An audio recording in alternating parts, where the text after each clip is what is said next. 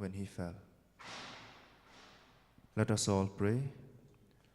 Lord Jesus, at this moment, there was no one to care for you. Many people live in our world without care and protection. The starving, the homeless, and those living in terror.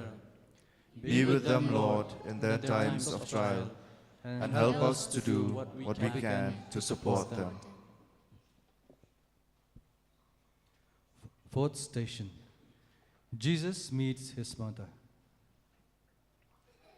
Standing by the cross of Jesus were his mother and his mother's sister, Mary, the wife of Cleophas, and Mary of Magdalene. When Jesus saw his mother and the disciple there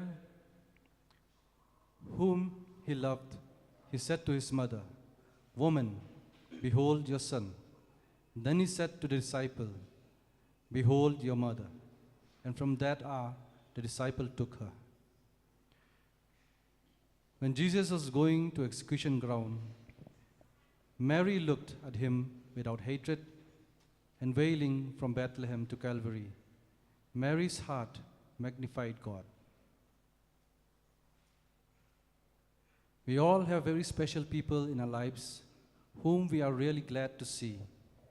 This is a very sad meeting between Jesus and his mother. Let us all pray.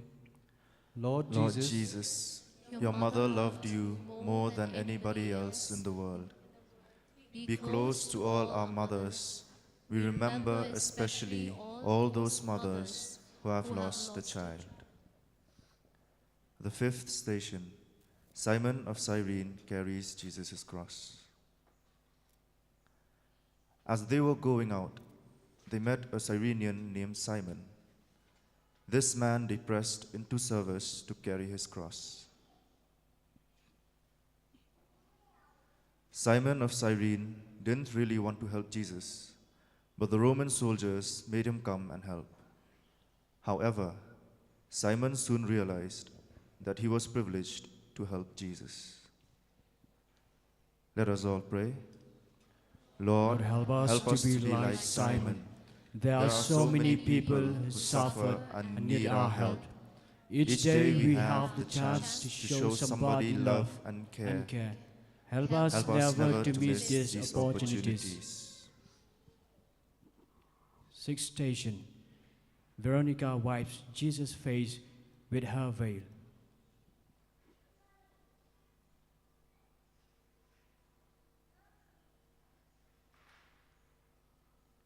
Veronica was very brave. She fought her way through the crowd to wipe the face of Jesus. She felt sorry for Jesus. The story says that after she had wiped the face of Jesus, the image of his face appeared on her cloth. Pray together. Lord Jesus, you told your disciples that they would see you, especially in the sick and suffering. We ask you to help us see your face in the faces of those who suffer. Like Veronica, may we show great love and compassion to all whom we meet. Seventh station, Jesus falls the second time.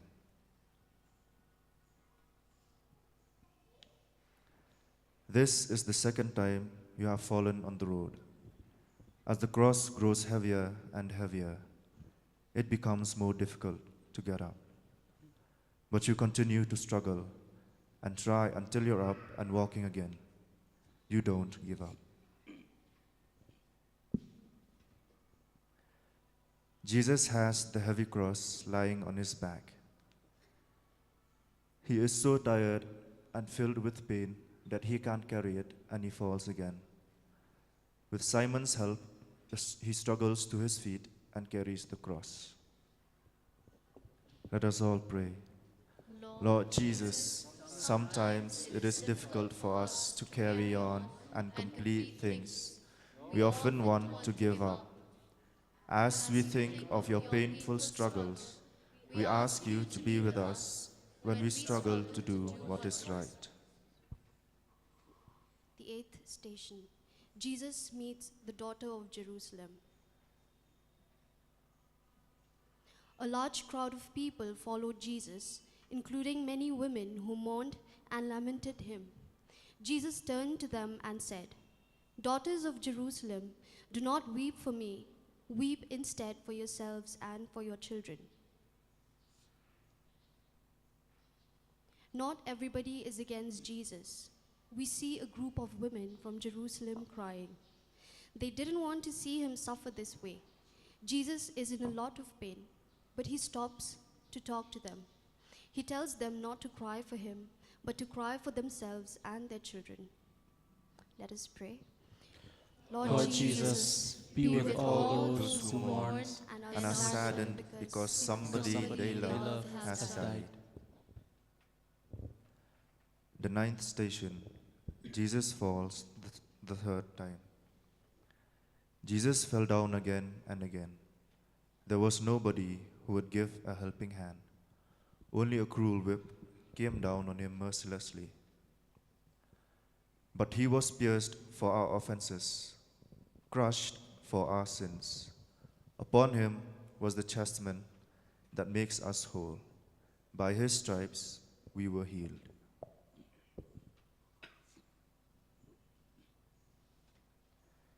Jesus has had enough. Thankfully, he is almost at the place where they are going to crucify him. Yet, he can't get there without falling again. Let us all pray. We ask you, Lord Jesus, to remain with all those who are in great pain, especially those who are close to death. Tenth station. Jesus is stripped of his garments. When the soldiers had crucified Jesus, they took his clothes and divided them into 4 shares, a share for each soldier. They also took his tunic, but the tunic was seamless, woven in one piece from top down. So they said to one another, "Let's not tear it, but cast lots for it to see whose it will be, in order that the passage of Scripture might be fulfilled that says, 'They divided my garments among them, and for my vesture they cast lots.'"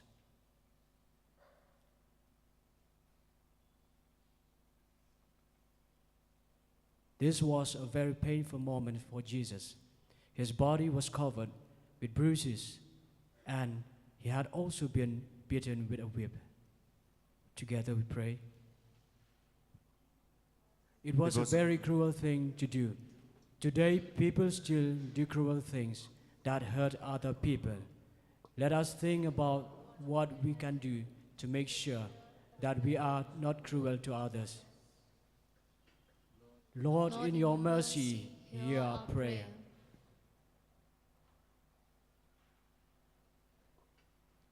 The 11th station. Jesus is nailed to the cross.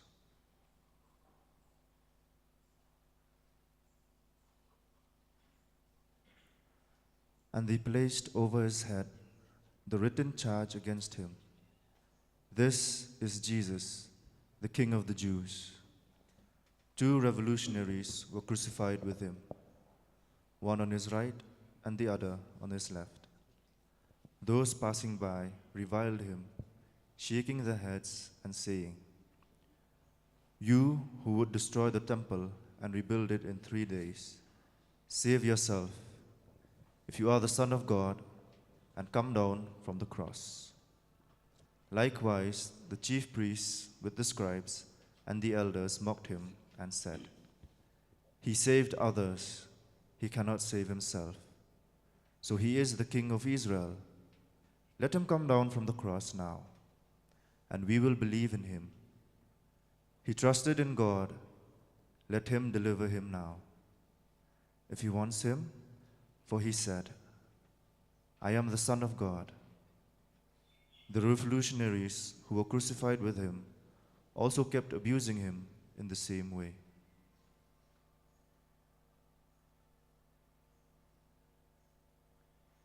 Jesus was crucified with nothing. He abandoned his dignity and rights. He endured all the insults nakedly.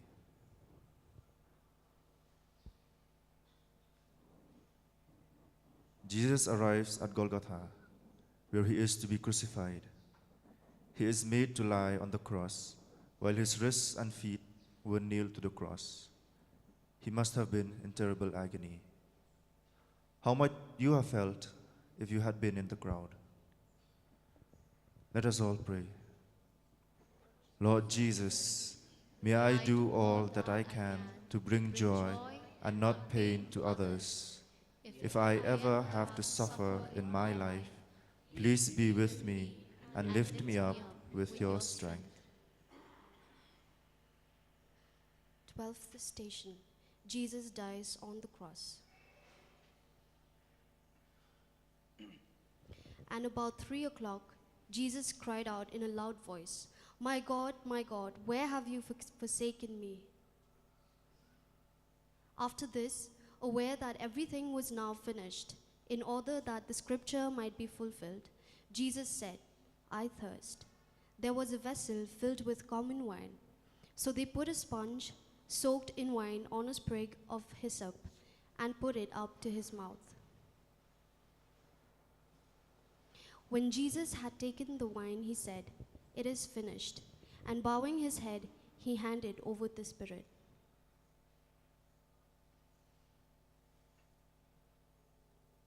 This is the saddest moment in the life of Jesus. He hung on the cross for 3 hours. His disciples, mother, and friends were there with him. Before he died, he asked God, his Father, to forgive those who had done this to him, because they didn't really know what they were doing. Let us pray. Lord, forgive the wrong that I have done, the pain I have caused by my failure to love. Lord, have mercy. The 13th station. Jesus' body is removed from the cross.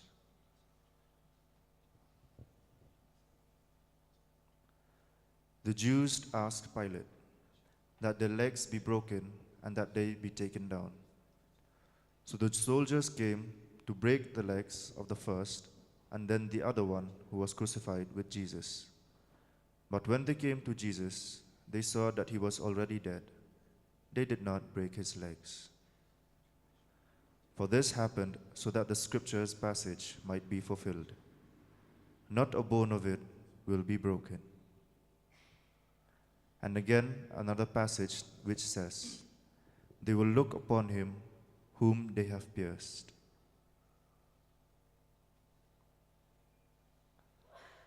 After he had died, Jesus' body was taken off the cross and placed in the arms of Mary, his mother. Imagine how she must have felt when a son she had loved and cared for was now dead. This reminds us that it is important to look after people who are sad when somebody they love has died. Let us all pray. Lord, we remember all those who have carried the cross in this life and now rest in your peace. Bring them to everlasting life. 14th station. Jesus is laid in the tomb. After this, Joseph of Arimathea, secretly a disciple of Jesus, for fear of the Jews, asked Pilate if he could remove the body of Jesus, and Pilate permitted it. So he came and took his body. They took the body of Jesus and bound it with burial clothes, along with the spices, according to the Jewish burial custom. Now in the place where he had been crucified, there was a garden, and in the garden a new tomb, in which no one had yet been buried. So they had laid Jesus there because of the Jewish preparation day, for the tomb was close by. Joseph of Arimathea asked Pilate for the body of Jesus. He was a disciple of Jesus and wanted to bury Jesus' body in a tomb. A huge stone is rolled in front of the tomb. Let us pray. Lord Jesus, we thank you for your suffering and death. You offered your life back to the Father for us all. Teach us to thank you for all that you have done and to walk in your footsteps, even in the difficult moments of life.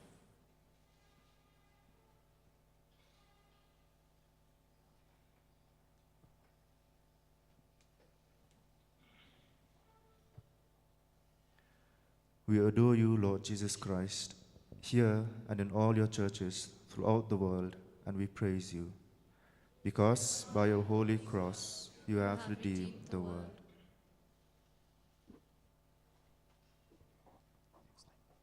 Let us pray for the intention of the Holy Father. Our Father, who art in heaven, hallowed be thy name. Thy kingdom come, thy will be done, on earth as it is in heaven. Give us this day our daily bread, and forgive us our trespasses, as we forgive those who trespass against us. And let us not into temptation, but deliver us from evil. Hail Mary, full of grace, the Lord is with you. Blessed are you among women, and blessed is the fruit of your womb, Jesus. Holy Mary, Mother of God, pray for us sinners, now and at the hour of our death. Amen. Glory be to the Father, and to the Son, and to the Holy Spirit. As it was in the beginning, is now, and ever shall be, world without end. Amen. For the souls in purgatory, eternal rest grant unto them, O Lord. Shall light shine upon them. May their souls rest in peace. Now we have another half an hour also before the Passion service or the Veneration of the Cross. Our young people, our praise and worship team is here, the UFC team. They will lead us again into praise and worship. Then at 3 o'clock we will have the service. So in this half an hour, let us spend a moment singing, praising, worshiping the Lord, who is in agony, who is probably now carrying the heavily loaded cross for our salvation. So as we join the prayer team, let us raise our mind and hearts to God. And exactly at 3 o'clock, we shall have the Passion service, the Veneration of the Cross.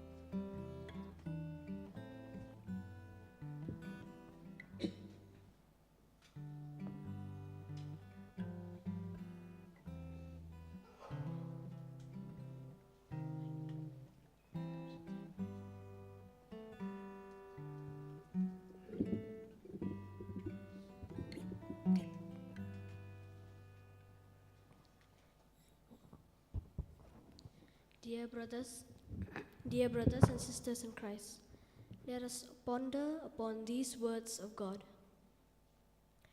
Matthew chapter 27, verse 50 to 52 says, Then Jesus cried again with a loud voice and breathed his last. At that moment, the curtain of the temple was torn in two, from top to bottom. The earth shook and the rocks were split. The tombs were opened, and many bodies of the saints who had fallen asleep were raised.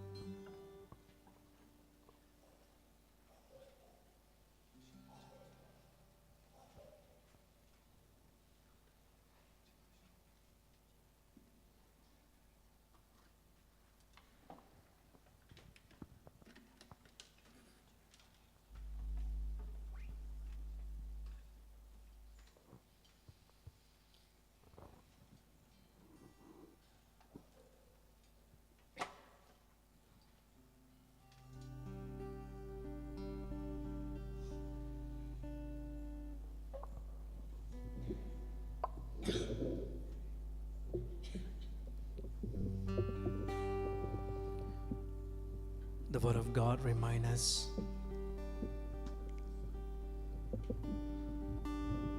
that God Himself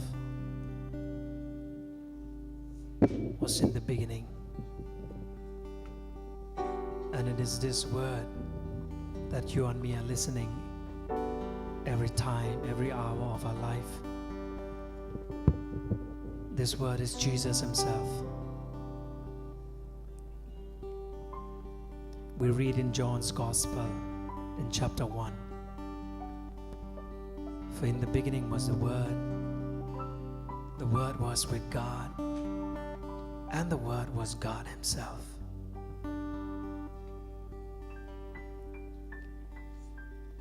It is time for you and me to worship this Word, for the Word is Jesus Himself. For you and me are fed with this Word. Today, it is because we hear the Word of God, and that is why we believe. That is why we have faith in this Jesus who was once upon a time walked on this world 2,000 years ago. And today He is still living, for His Word is still with us. For man shall not live by bread alone, but by the word that comes from His mouth. We read this, the Gospel of St. Matthew, in chapter 4 and verse 4. Let us prepare ourselves at this moment to worship the Word. For when we worship the Word, we worship Jesus Himself. For this Word is so powerful. This Word is so beautiful. This Word can change us, can heal us, can touch us.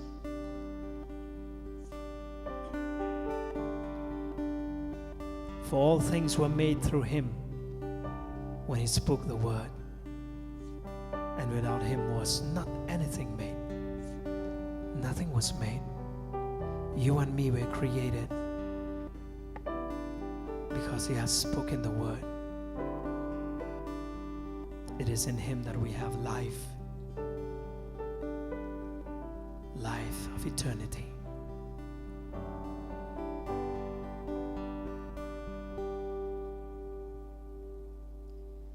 In the Alpha was the Word.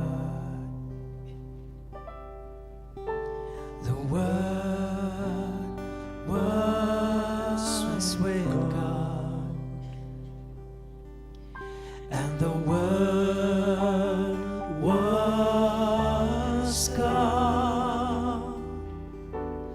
He was in the beginning with God. We sing this one more time. In the Alpha. In the Alpha was the Word. The Word was with God, and the Word was God. He was in the beginning with God.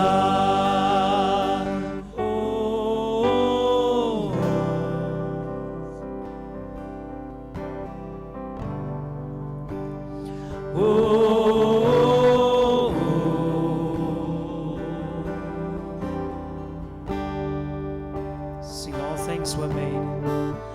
All things were made through Him. Without Him was not anything made. In Him was life, and life was the light of man. The light shines and overcomes the darkness. Sing it one more time. All things were made through Him. Without Him was not anything made. In Him was life. In Him was life, and life was the light of man. Light shine. The light shines and overcomes the darkness. Oh,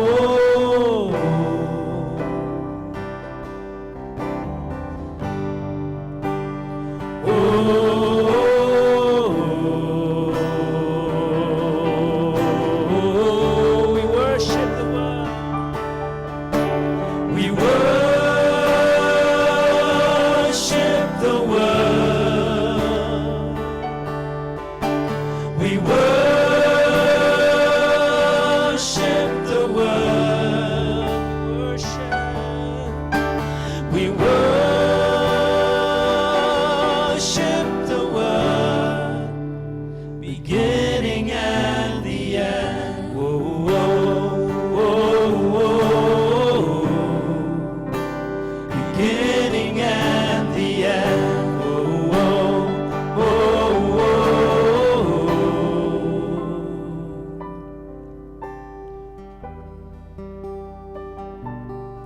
The Word of God says,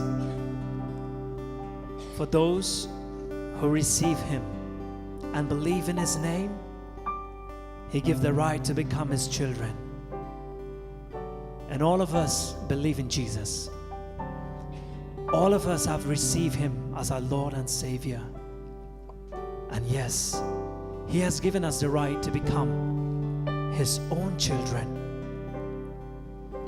The Word of God says that the Word became flesh and dwelt among us. Yes, Jesus became flesh. That is why we are able to receive Jesus in the Eucharist.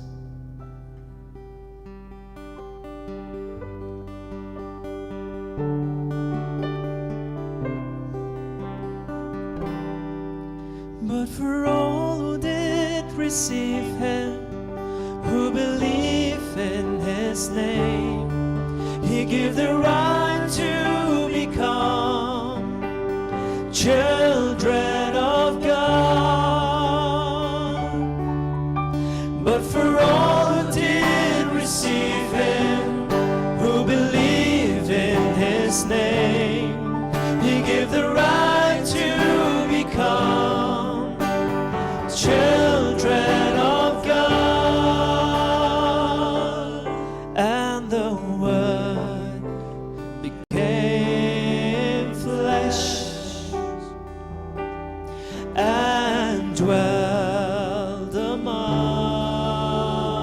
us. And the Word became flesh and dwelled among us. For we have seen His glory, glory of the Son, through the Father, full of grace and truth. We have seen, for we have seen His glory, glory of the Son, through the Father, full of grace and truth. Through the Father, full of grace and truth. The Father, through the Father, full of grace and truth. Worship the Word. We worship the Word. We worship the Word. We worship the Word, beginning and the end. Oh, oh, oh, oh. Beginning and the end. Oh, oh, oh.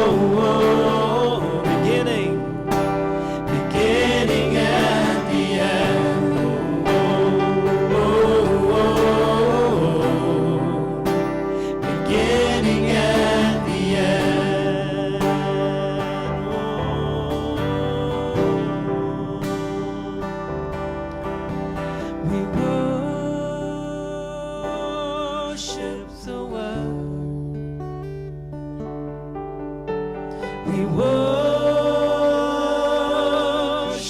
the Word. We worship the Word, beginning and the end. Oh, oh, oh, beginning and the end. Oh, oh, oh, you're the Alpha. You're the Alpha, Omega.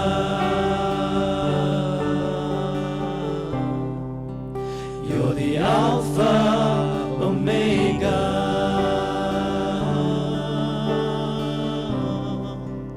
You're the Alpha, Omega.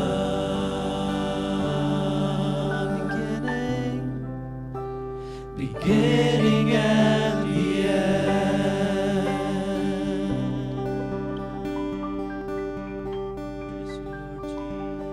We praise you, Lord Jesus. We praise you, Lord Jesus. We thank you, Lord Jesus. Thank you, Lord Jesus. We adore you, Lord Jesus. We adore you, Lord Jesus. We worship you, Lord Jesus. We worship you, Lord We Jesus. worship you, Lord Jesus. We worship you, Lord Jesus. We worship you, Lord Jesus. We worship you, Lord Jesus. We thank you, Lord Jesus. Thank you, Lord Jesus. Hallelujah. Hallelujah. Hallelujah. Hallelujah. Hallelujah. Hallelujah.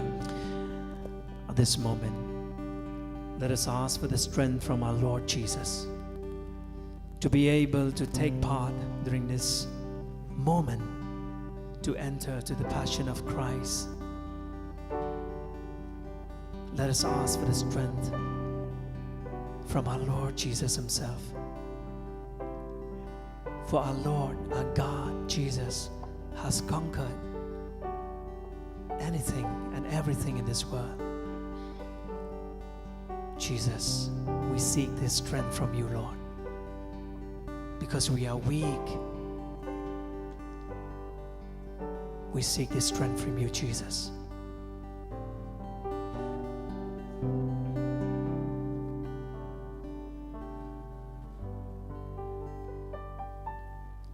You are my strength when I am weak.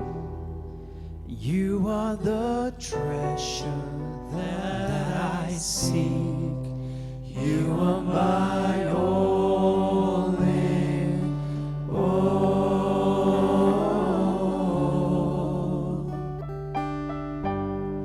Seeking you as a precious jewel, Lord, to give up, I'd be a fool. You are my all in all.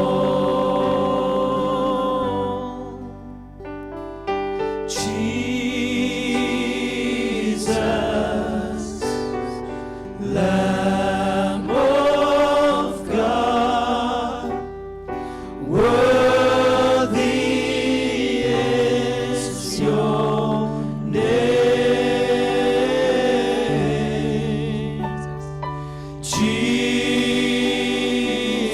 Jesus, you are Lamb of God, worthy is your name.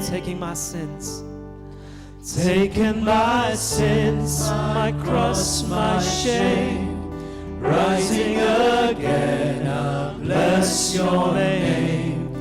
You are my all in all.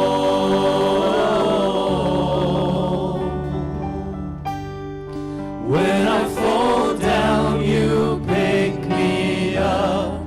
When I am dry, you fill my cup.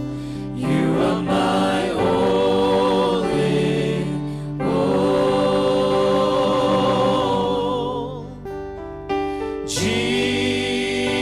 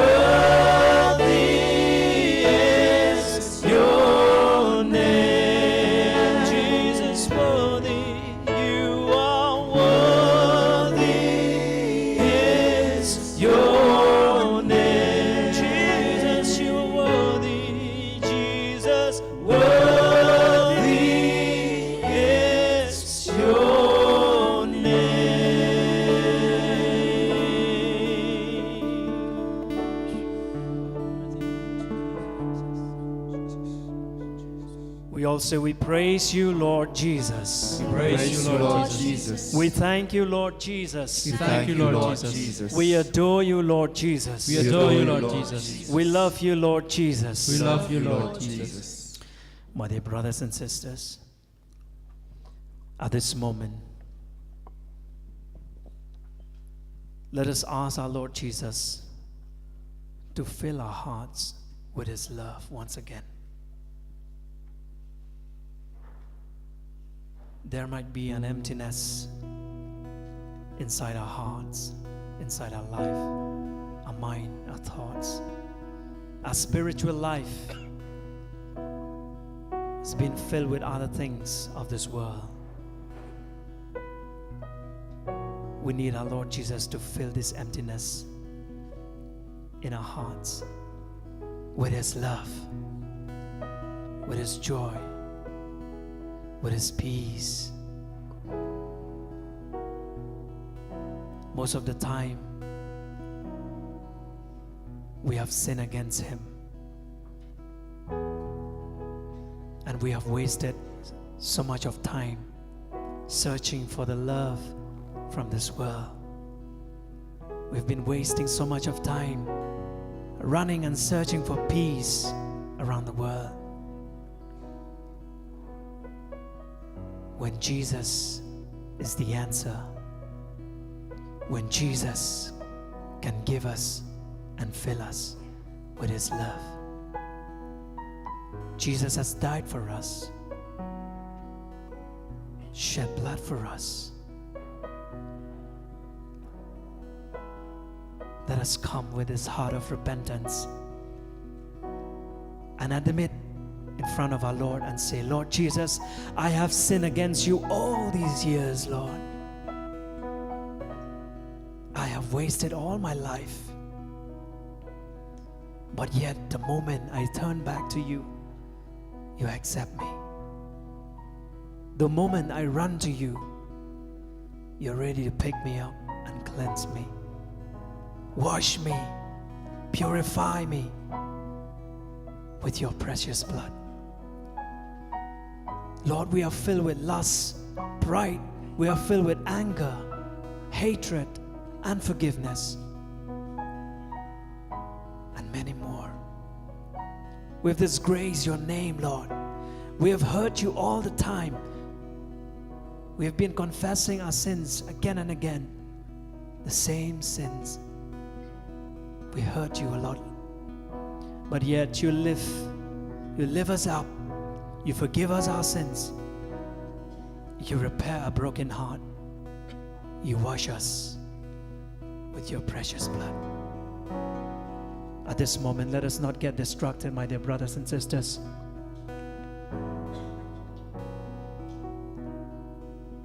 Let us tell our Lord Jesus, yes, Lord, I am a sinner. I'm no holy, Lord. You are the one who is holy. I'm only a sinful man, a sinful woman.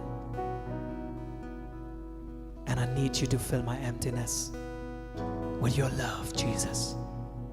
So that when people look at me, they see love that flows from Calvary. Love that flows from you, Jesus.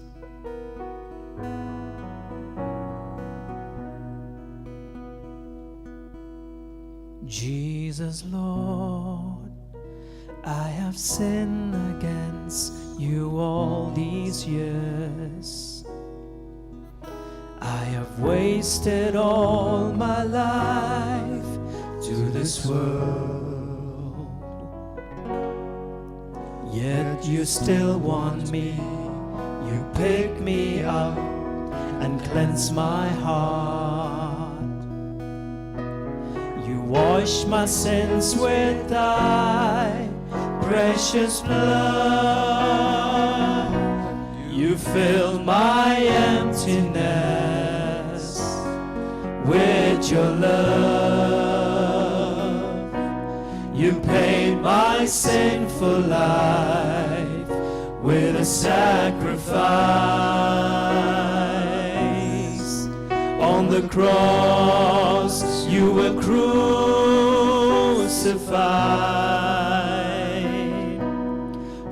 my life, O Lord, you died. You fill my emptiness. You fill my emptiness with your love. You paid my sinful life with a sacrifice. On the cross you were crucified.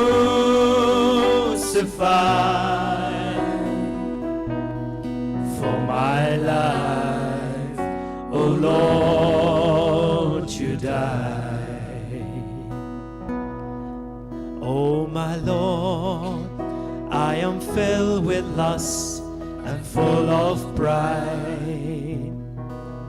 I've disgraced your name and hurt you all the time. Yet you lift me up, forgive my sins, repair my heart. You wash my sins with thy precious blood. You fill my emptiness with your love. You paid my sinful life with a sacrifice. On the cross you were crucified. For my life, O Lord, you died. For my life, O Lord, you died. Nothing left for you. You give all what you have. You give your body and blood, and Mary, your mother, in heaven, your Father, and you give me your Holy Spirit, and you're willing to call me your child. You fill my emptiness with your love. You paid my sinful life with a sacrifice. On the cross you were crucified. For my life, O Lord, you died. For my life. For my life, O Lord, you died. We praise you, Lord Jesus. We praise you, Lord Jesus. We adore you, Lord Jesus. We adore you, Lord Jesus. We love you, Lord Jesus. We love you, Lord We Jesus. praise you, Lord Jesus. We praise you, Lord Jesus. Glory be to the Father, and to the Son, and to the Holy Spirit. As it was in the beginning, is now, and ever shall be, world without end. Amen. Now we have come to the celebration of the Lord's Passion. We shall follow from the Holy Week book on page 66.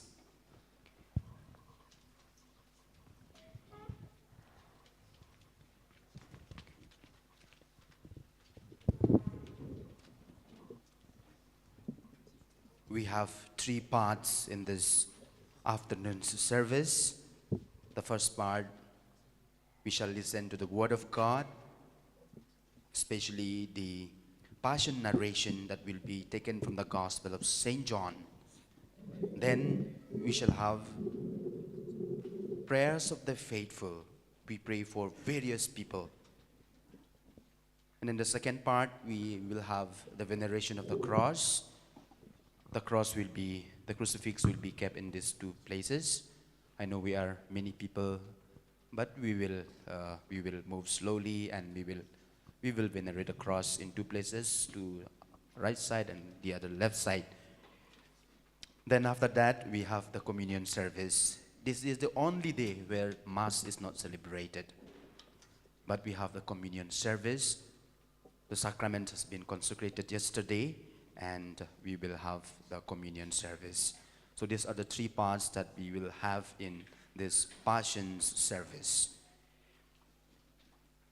I saw a lot of people still standing. Maybe you can go up.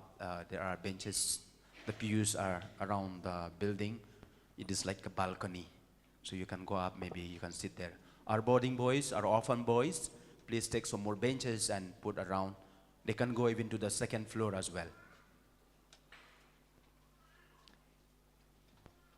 Before we sing one hymn and before Father George, our assistant director, will come and prostrate himself here, we will just read the introduction which is given in page 66 from your Holy Week book. My dear friends, when in a family someone is dying, relatives gather around him with sorrow and with love. One of our family members is about to die, our Lord Jesus Christ. He is to us more than a father or a mother. We know he died nearly 2,000 years ago. We know he cannot suffer or die again. But while he was dying, he thought of each one of us individually. He had clearly in mind every single sin we have committed or will still commit in our lifetime. Jesus shed his blood with love for all our sins.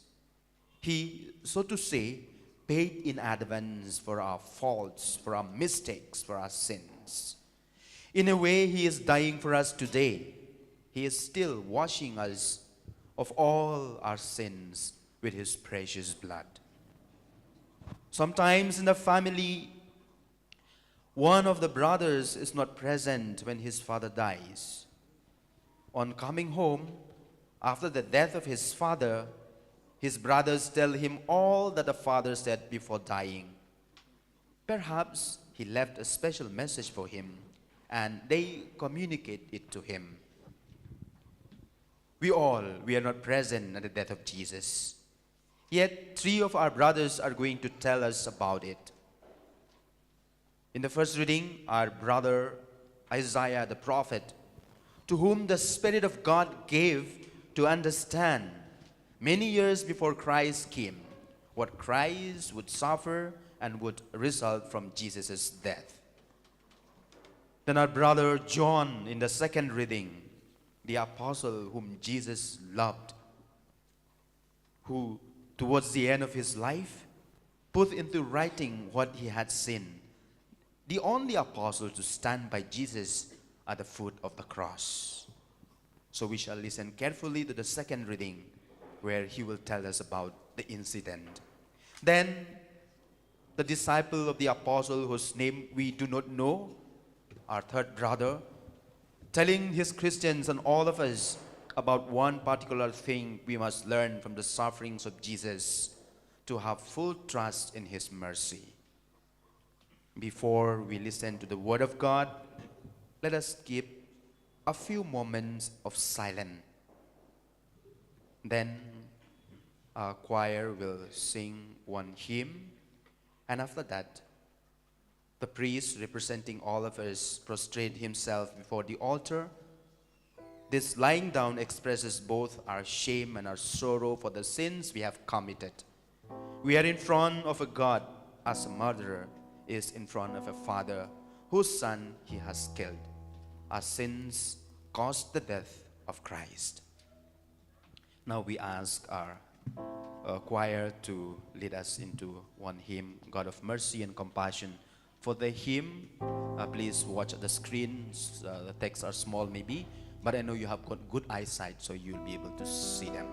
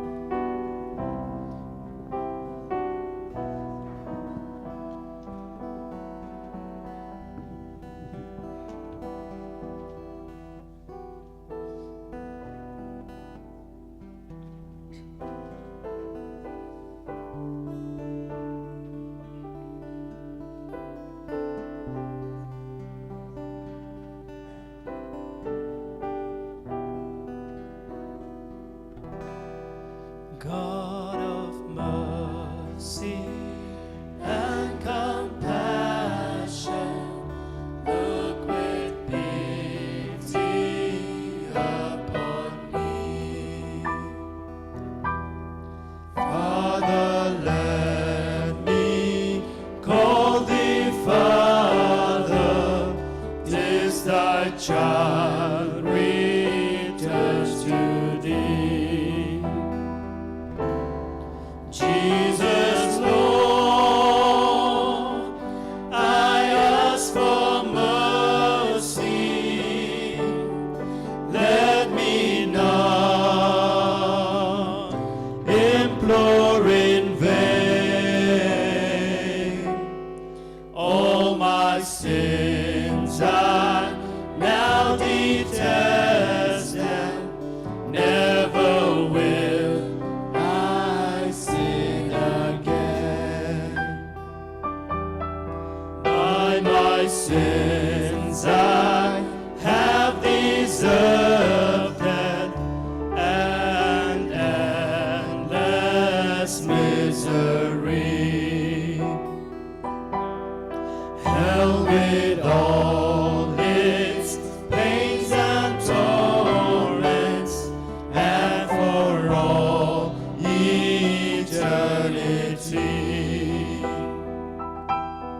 Jesus, Lord, I ask for mercy. Let me not implore in vain. All my sins I now detest, and never will I sin again. By my sins I have abandoned right and claim to heaven above, where the saints rejoice forever in a boundless sea of love. Jesus, Lord, I ask for mercy. Let me not implore in vain. All my sins I now detest, and never will I sin again. See our Savior bleeding, dying on the cross of Calvary. To that cross my sins have nailed him, yet he bleeds and dies for me. Jesus, Lord,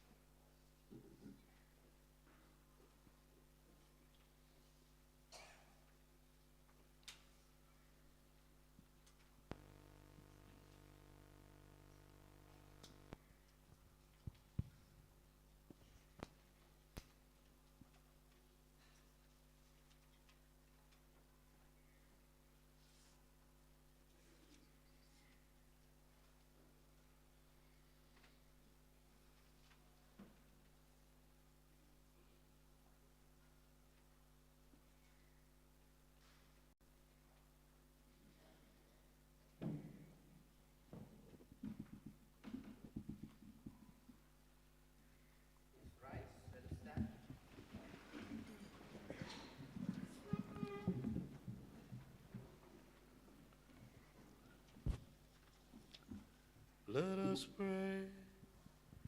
Remember your mercies, O Lord, and with your eternal protection sanctify your servants, for whom Christ your Son, by the shedding of his blood, established the Paschal mystery.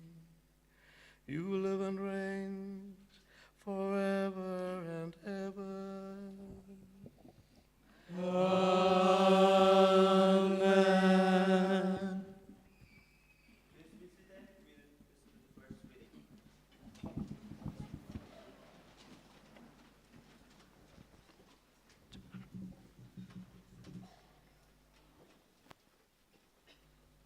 A reading from the prophet Isaiah.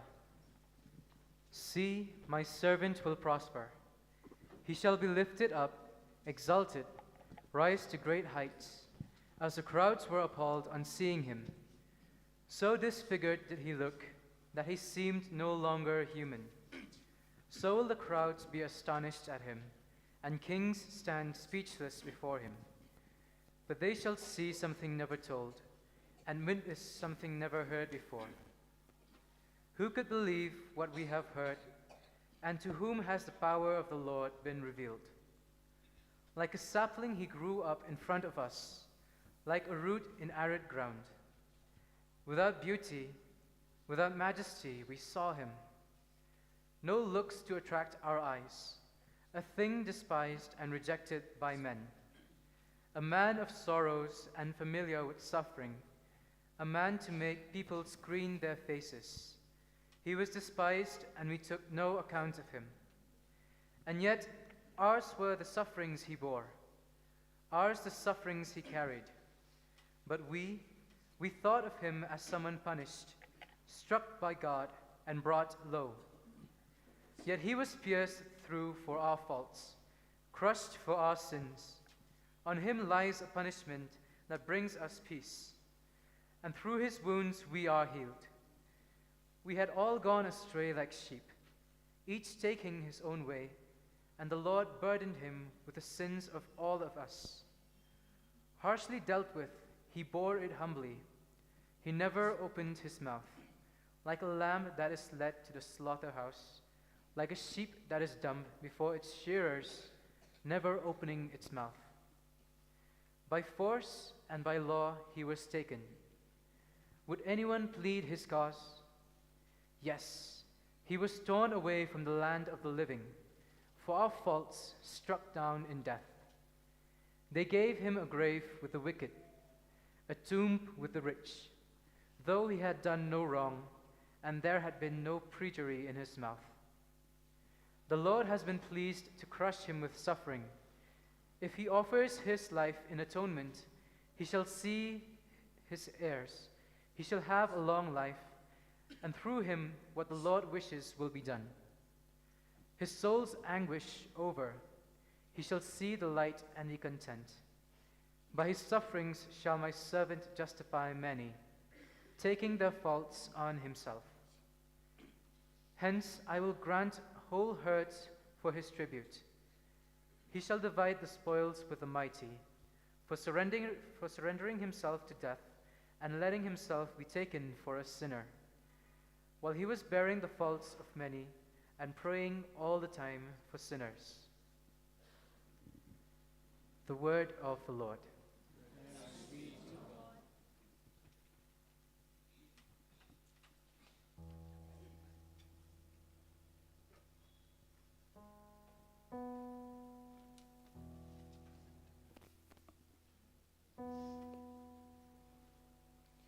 Let your response be, Father, into your hands I commend my spirit. Father, into your hands I commend my spirit. In you, O Lord, I take refuge. Let me never be put to shame. In your justice, set me free. Into your hands I commend my spirit.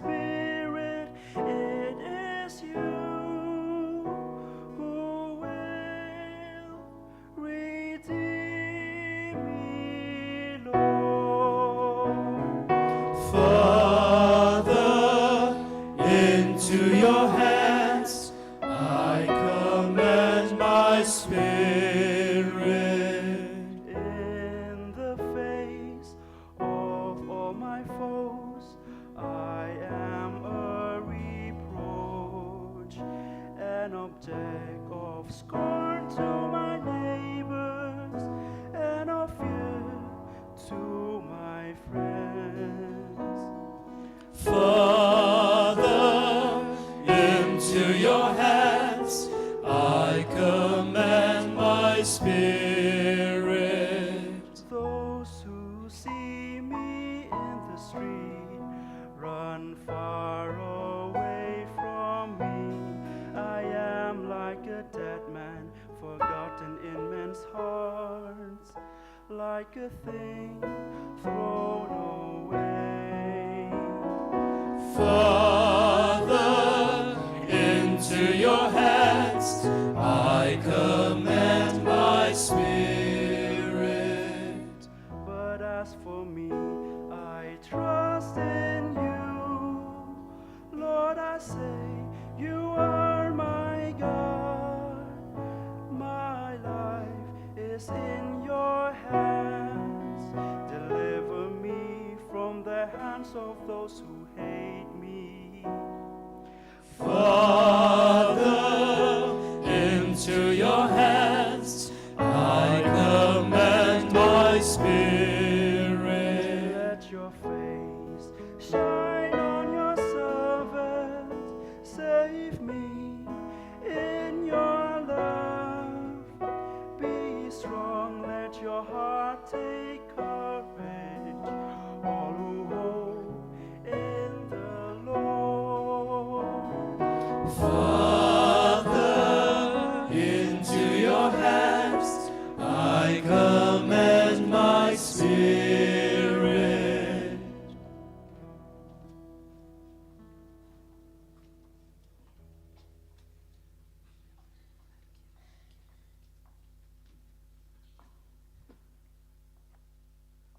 Second reading. A reading from the letter to the Hebrews. Since in Jesus, the Son of God, we have the supreme high priest who has gone through to the highest heaven, but we must not let go of the faith that we have professed. For it is not as if we had a high priest who was incapable of feeling our weaknesses with us, but we have one who has been tempted in every way that we are, though he is without sin. Let us be confident, then, in approaching the throne of grace, that we shall have mercy from him and find grace when we are in need of help. During his life on earth, he offered up prayer and entreaty aloud and in silent tears to the one who had the power to save him out of death, and he submitted so humbly that his prayer was heard. Although he was a son, he learned to obey through suffering, but having been made perfect, he became for all who obey him the source of eternal salvation. The word of the Lord. Thanks be to God.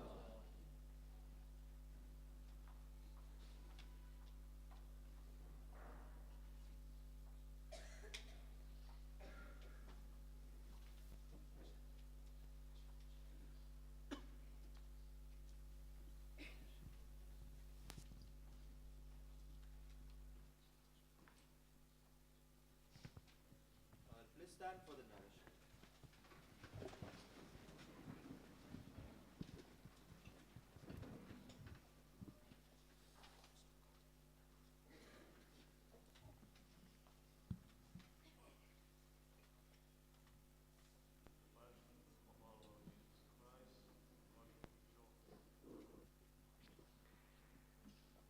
At Gethsemane, Jesus left with his disciples and crossed the Kedron Valley.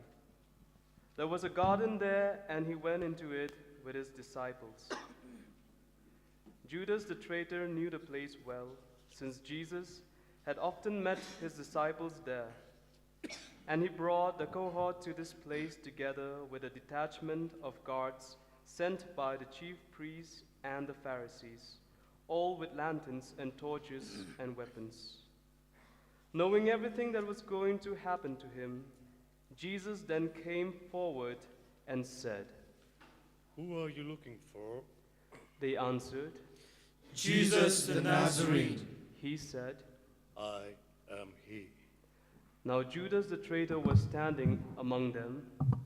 When Jesus said, "I am he," they moved back and fell to the ground. He asked them a second time,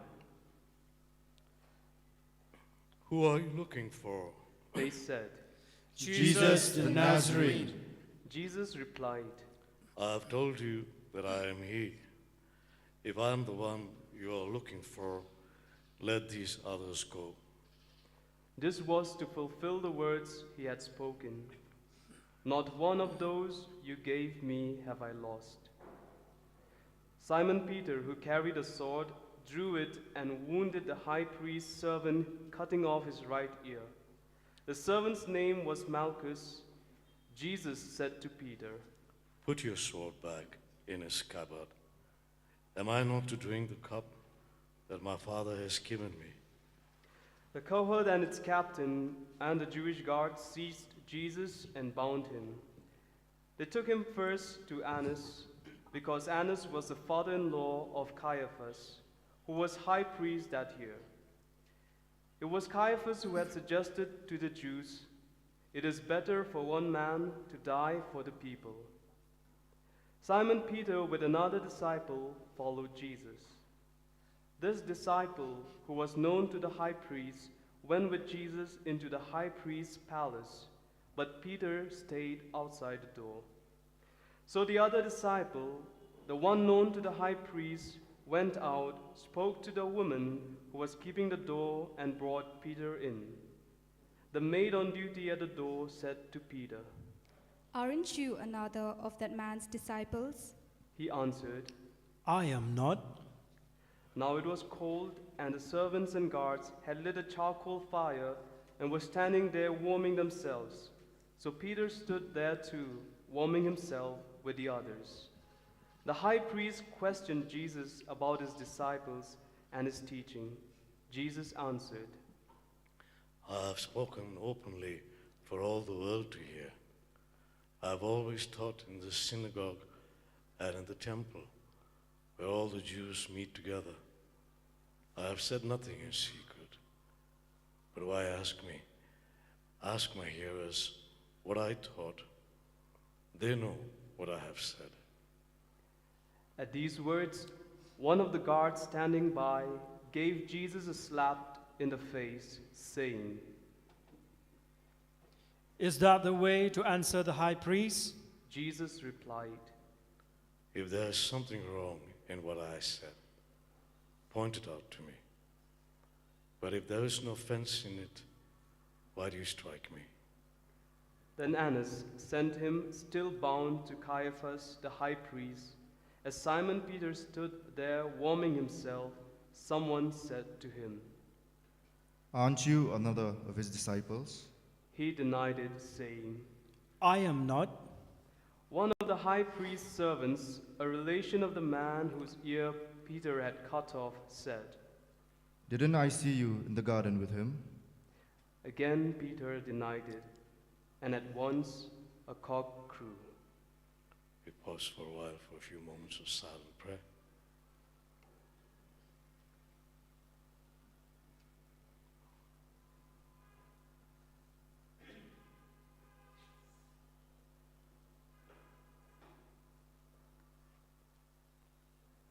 Jesus is condemned to die on the cross. They then led Jesus from the house of Caiaphas to the praetorium. It was now morning. They did not go into the praetorium themselves, or they would be defiled and unable to eat the Passover. So Pilate came outside to them and said, "What charge do you bring against this man?" They replied, If he were not a criminal, we should not be handing him over to you. Pilate said, "Take him yourselves and try him by your own law." The Jews answered, "We are not allowed to put a man to death." This was to fulfill the words Jesus had spoken, indicating the way he was going to die. So Pilate went back into the praetorium and called Jesus to him. He asked, "Are you the king of the Jews?" Jesus replied, Do you ask this of your own accord, or have others spoken to you about me? Pilate answered, "Am I a Jew? It is your own people and the chief priests who have handed you over to me. What have you done?" Jesus replied, Mine is not a kingdom of this world. If my kingdom were of this world, my men would have fought to prevent my being surrendered to the Jews. But my kingdom is not of this kind. Pilate said, "So you are a king then?" Jesus answered, It is you who say it. Yes, I am a king. I was born for this. I came into the world for this, to bear witness to the truth. And all who are on the side of truth, listen to my voice. Pilate said, "Truth? What is that?"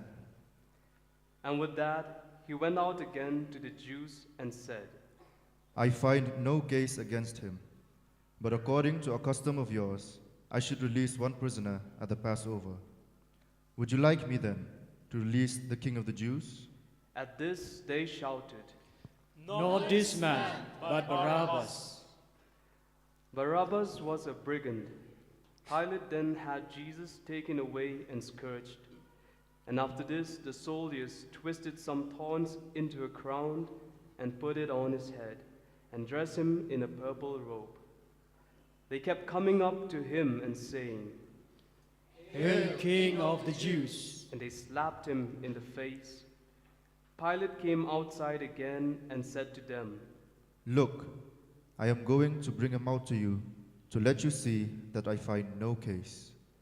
Jesus then came out wearing a crown of thorns and the purple robe.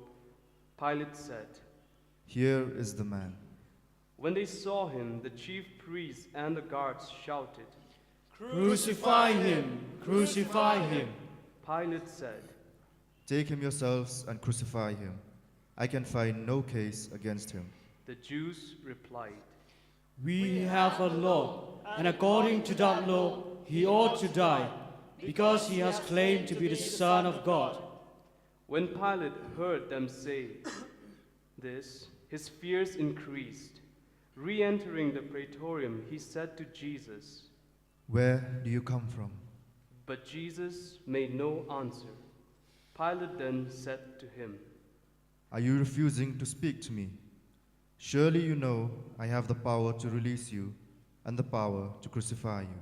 Jesus replied, You would have no power over me if it had not been given to you from above.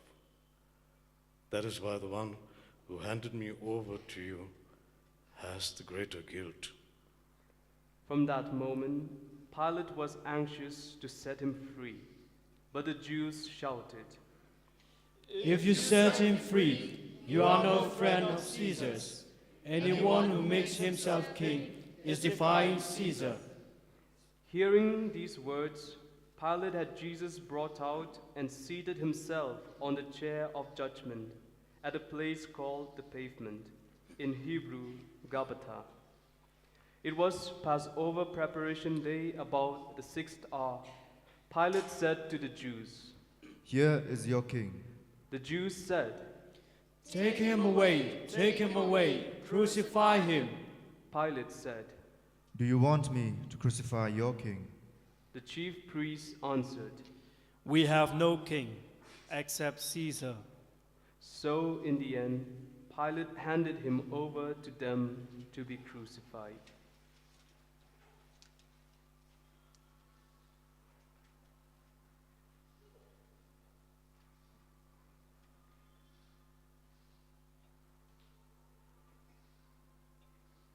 Crucifixion and death of Jesus. They then took charge of Jesus, and carrying his own cross, he went out of the city to the place of the skull, or as it was called in Hebrew, Golgotha, where they crucified him with two others, one on either side, with Jesus in the middle.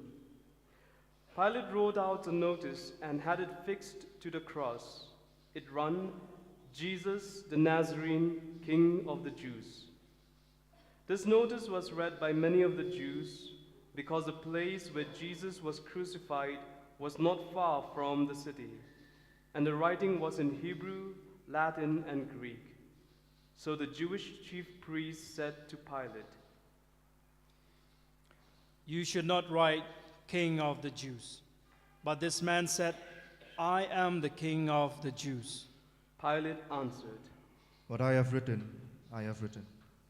When the soldiers had finished crucifying Jesus, they took his clothing and divided it into 4 shares, one for each soldier.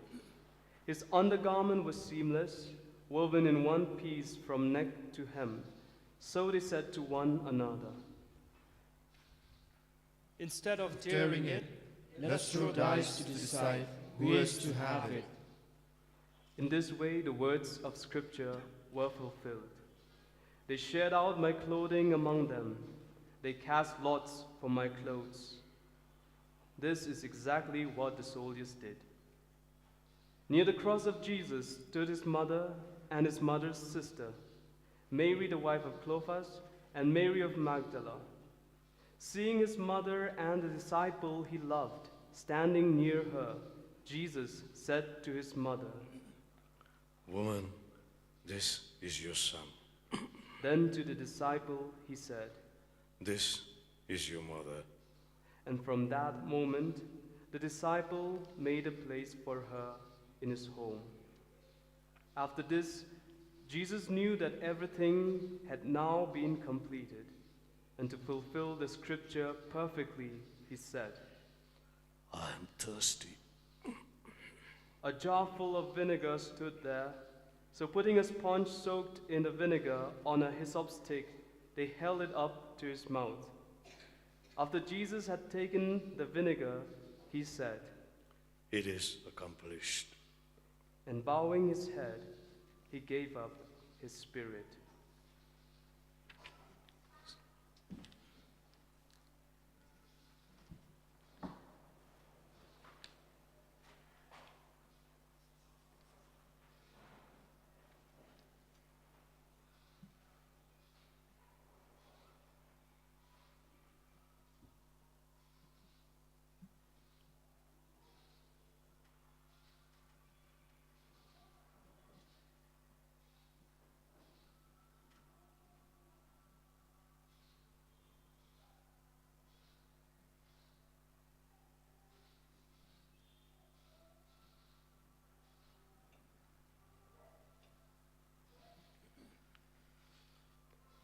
Burial of Jesus. It was preparation day, and to prevent the bodies remaining on the cross during the Sabbath, since that Sabbath was a day of special community, the Jews asked Pilate to have the legs broken and the bodies taken away. Consequently, the soldiers came and broke the legs of the first man who had been crucified with him, and then of the other. When they came to Jesus, they found he was already dead. And so instead of breaking his legs, one of the soldiers pierced his side with a lance, and immediately there came out blood and water. This is the evidence of one who saw it, trustworthy evidence, and he knows he speaks the truth. And he gives it so that you may believe as well. Because all this happened to fulfill the words of Scripture. Not one bone of his will be broken. And again, in another place, Scripture says, they will look on the one whom they have pierced. After this, Joseph of Arimathea, who was a disciple of Jesus, though a secret one because he was afraid of the Jews, asked Pilate to let him remove the body of Jesus. Pilate gave permission, so they came and took it away. Nicodemus came as well, the same one who had first come to Jesus at night time, and he brought a mixture of myrrh and aloes, weighing 100 pounds. They took the body of Jesus and wrapped it with spices in linen clothes, following the Jewish burial custom. At the place where he had been crucified, there was a garden, and in this garden a new tomb in which no one had yet been buried. Since it was the Jewish day of preparation and the tomb was near at hand, they laid Jesus there. This is the gospel of the Lord. Praise to you, Lord Jesus Christ.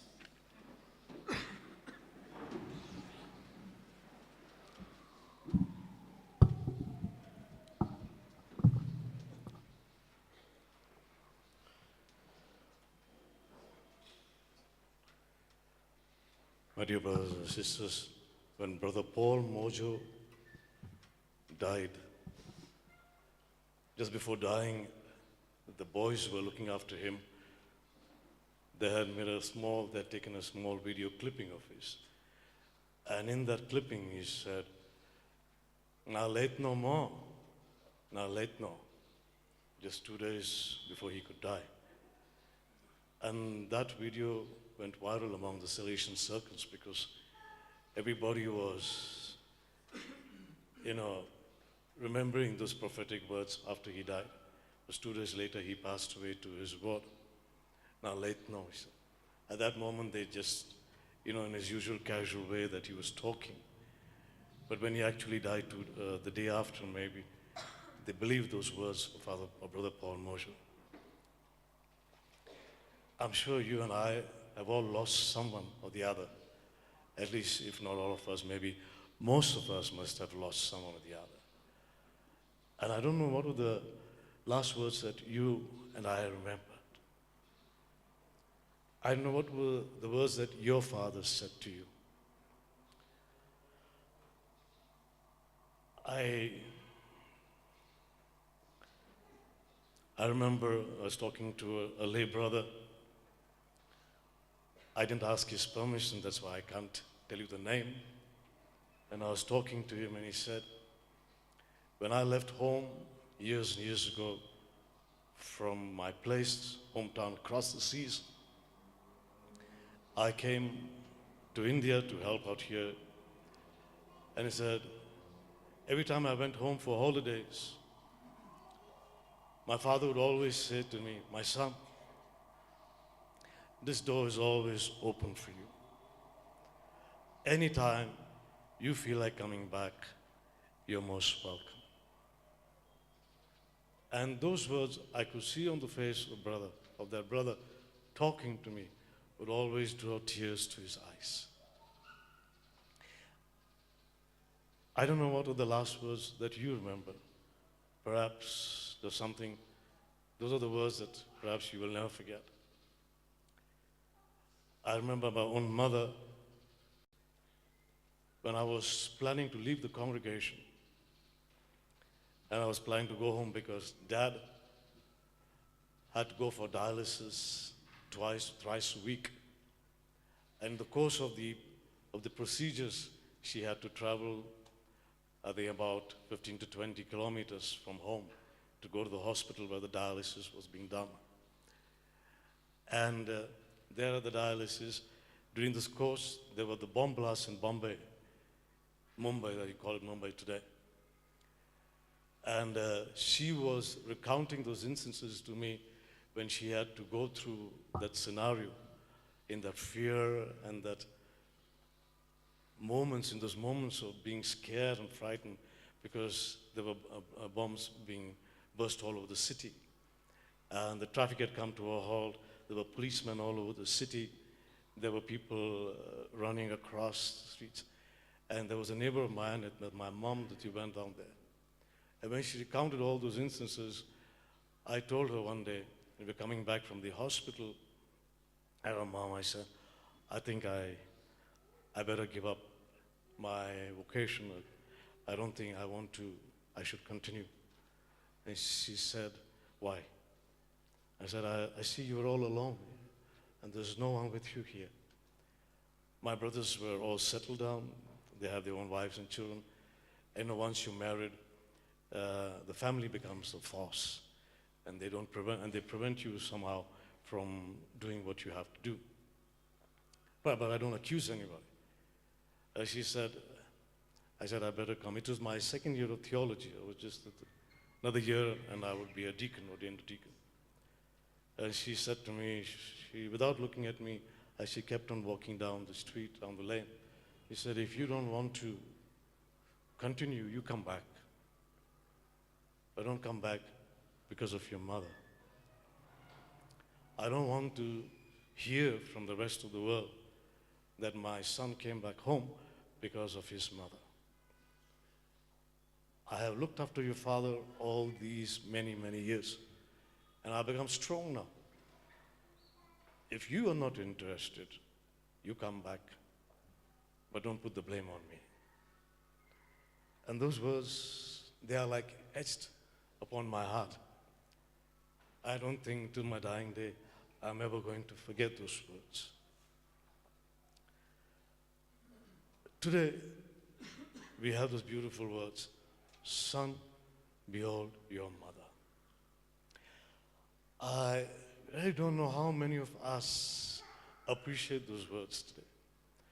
Because if we did, then the mother and the son would be central to our every activity, would be central to our homes and our families.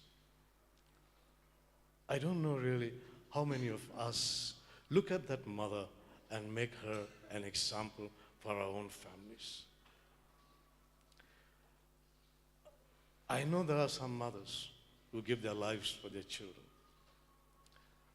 We also know of some mothers who take the lives of their children. Some mothers who will sell themselves to make room, to make a home for their mothers. Some mothers who sell their children to make home for themselves.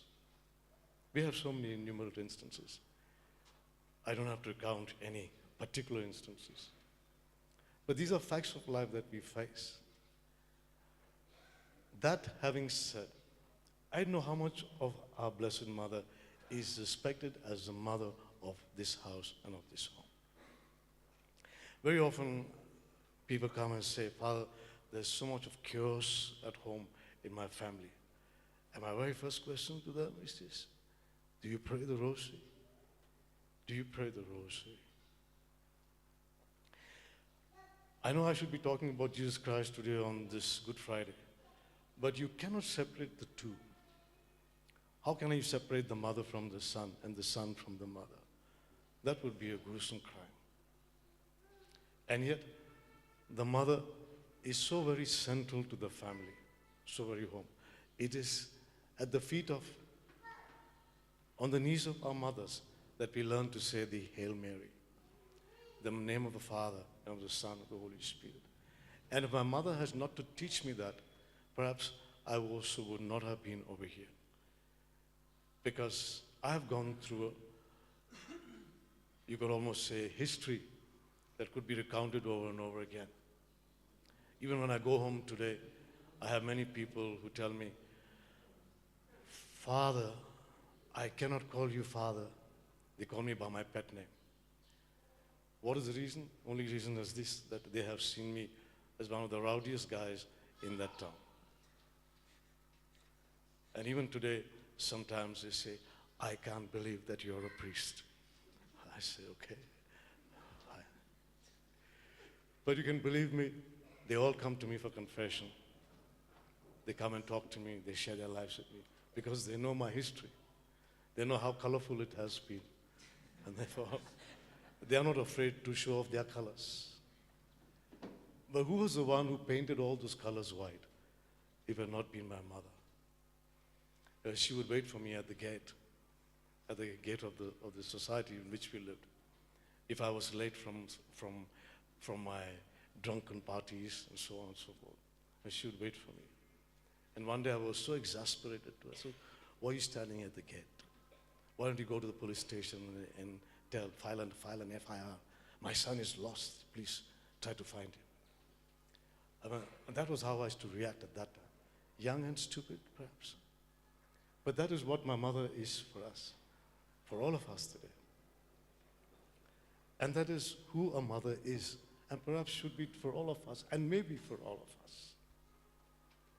But if we know how to respect that mother, then our homes will become a house full of the roses of mother, the blessings of our blessed mother. Say the rosary with your children. Don't make long prayers. Pray to Saint Anthony. Pray to Saint Joseph. I'm not going against these guys. I respect all of them. But don't make it too lengthy.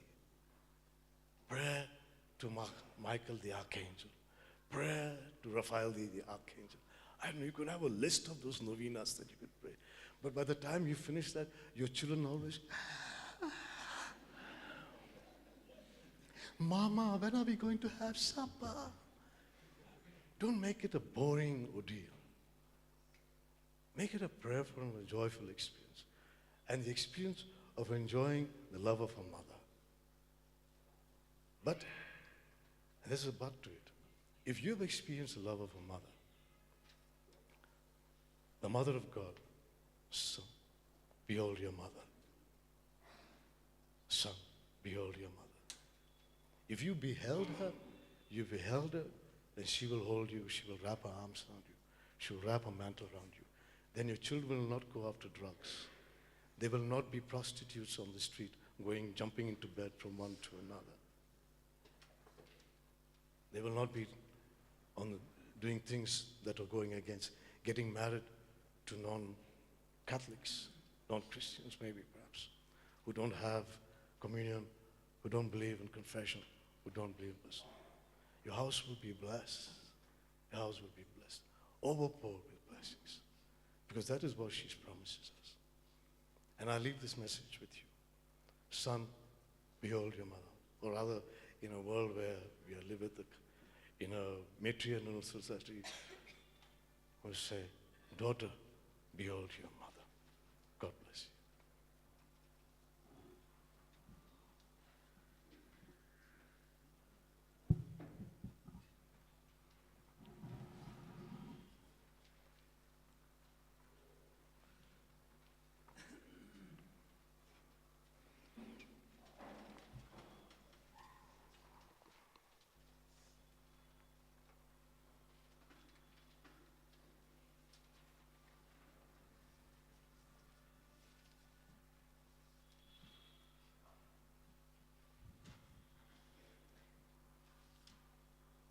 Pray for various people.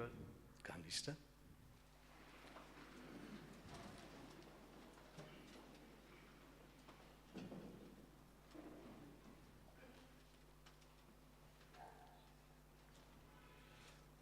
God has made known His love for us through the Word of God. We have been listening to all that Jesus had to undergo to save us. Realize our sinfulness, our powerlessness, the absolute need we have of God and of mercy. Our prayer is the answer to the message contained in the Word of God. We ask for help and for mercy, trusting in God's love, which has been made clear to us. And we pray for all men, even for those who seem to be farthest away from God. The mercy of God is so abundant as to reach them all. All that man has to do is not to refuse it. For the church, brethren, let us pray for the church of God throughout the world, that God our Father may guide it and gather it together, so that we may worship in peace. Pause for silent prayer. Pause for silent prayer.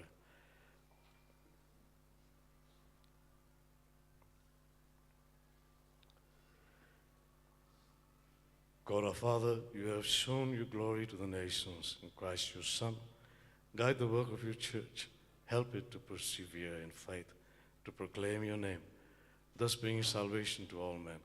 We ask this to Christ our Lord. Amen. For the Holy Father, Let's pray for our Holy Father, Pope Francis, that God, who chose him, give him health and strength to lead God's people.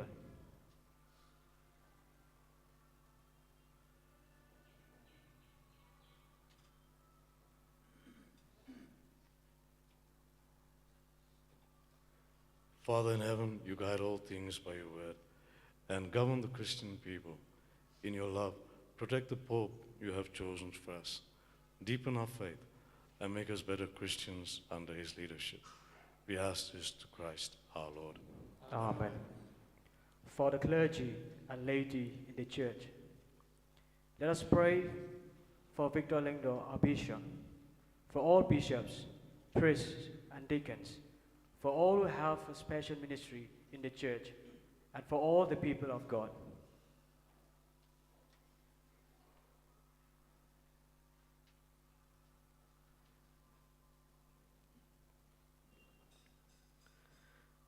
Father in heaven, your Spirit guides the church and makes it holy. Listen to our prayers and help each one of us in his own vocation in the church, that we may always work more faithfully. We make this to Christ our Lord. Amen.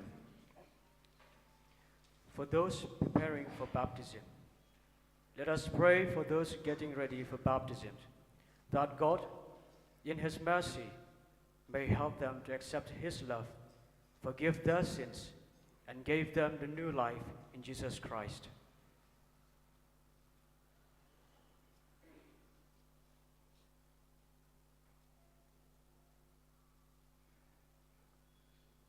Father in heaven, you add continually new members to your church. Increase the faith of those preparing for baptism. Let them be born again in the waters that give life, thus becoming members of your chosen family. We ask this to Christ our Lord. Amen. For unity among Christians, let us pray for our brothers and sisters who share with us faith in Jesus Christ, that God may gather and keep together in one church all those who seek truth with sincerity.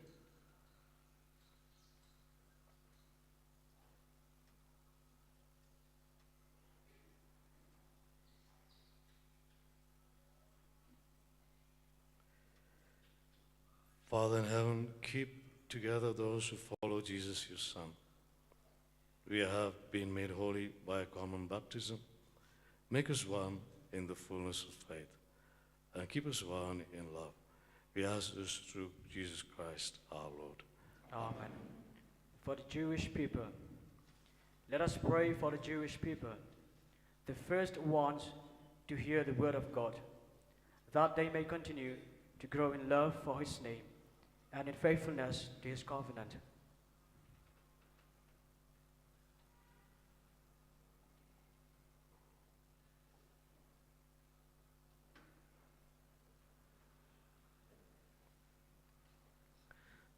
Father in heaven, you made a promise to Abraham and his descendants.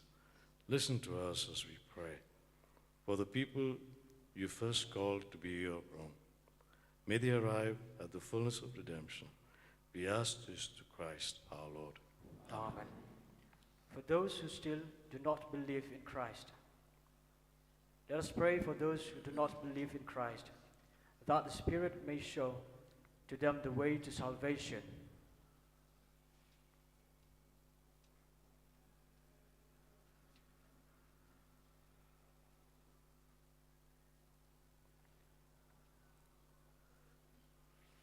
Father in heaven, give light to those who do not acknowledge your Son as their Savior. Help them to walk in sincerity of heart. May Christians grow in love of each other so as to lead all men to accept Christ. We ask this through the same Christ our Lord. Amen. For those who do not believe in God, let us pray for those who do not believe in God, that they may find him by sincerely doing what is right.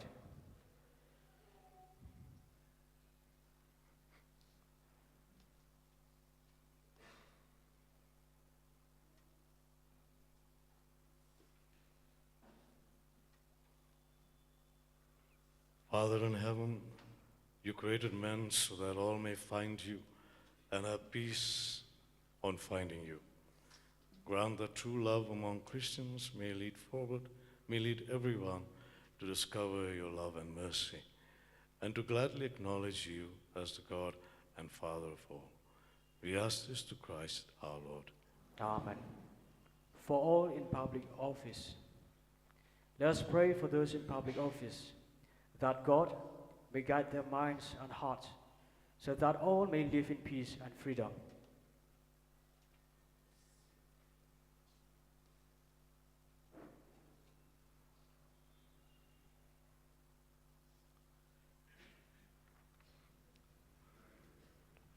We remember particularly Ukraine, the countries of NATO,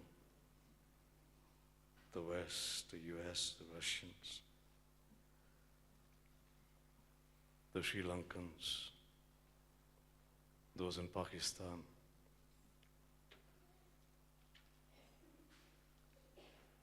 Father in heaven, you know how all men long for peace. Protect their rights in your goodness.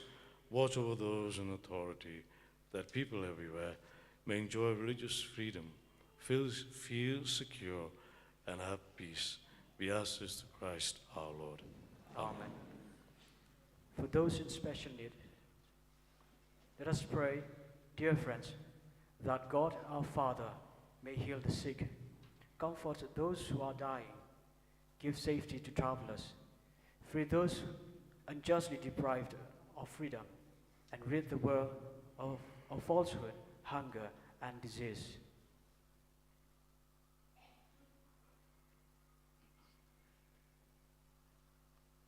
We add here also those who are sick because of their habits, some addictions that make them sick.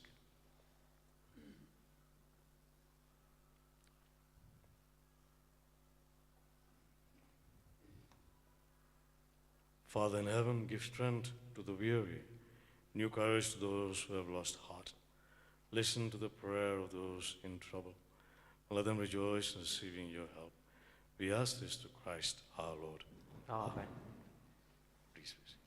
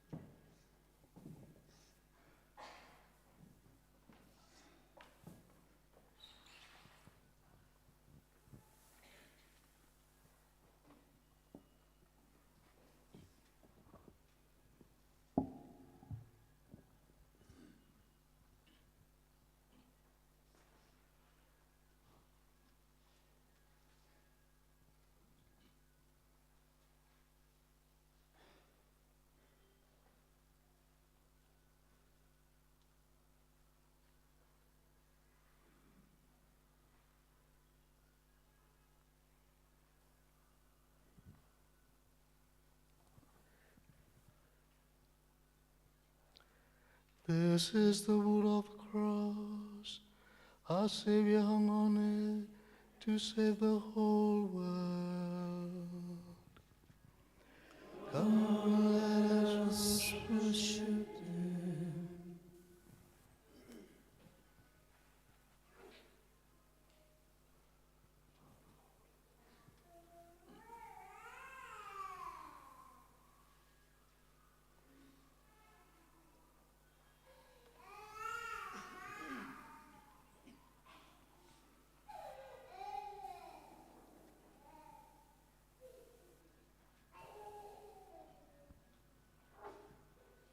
This is the wood of the cross. Our Savior hung on it to save the world. Come, let us worship Him.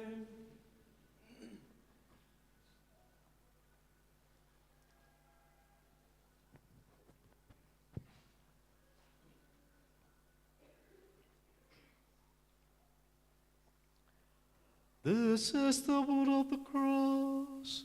Our Savior hung on it to save the whole world. Come, let us worship Him.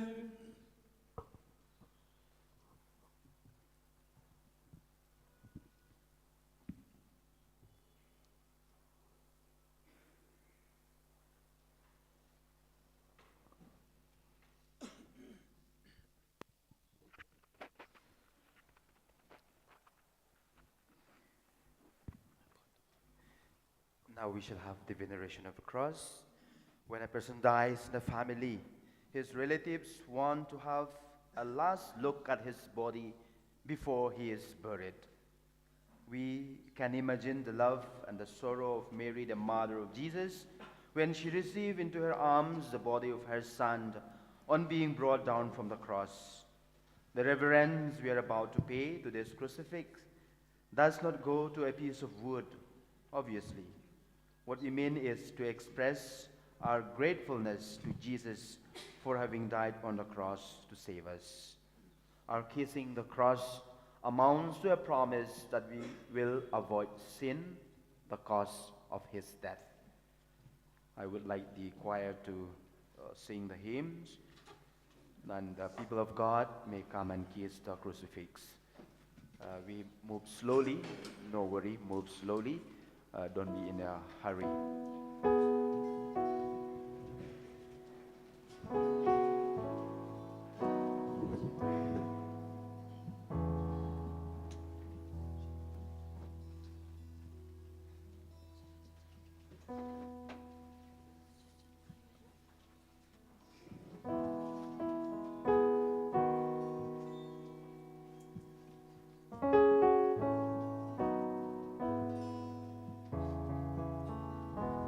Into your hands we commend our spirits, O Lord.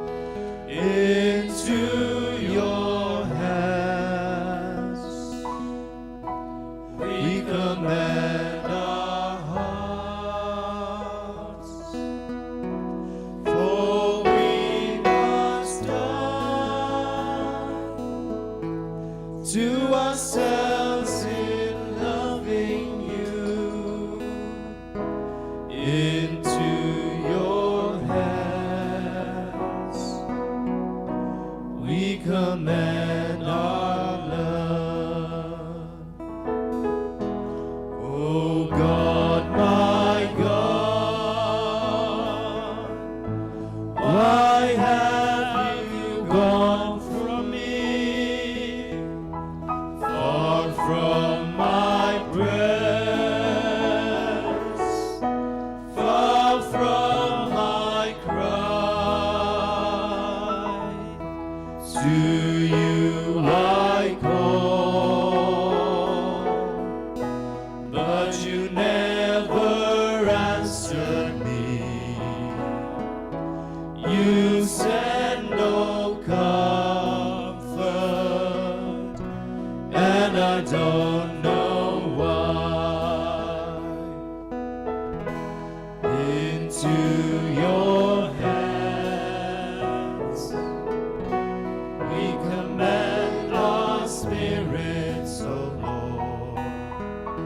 Into your hands we commend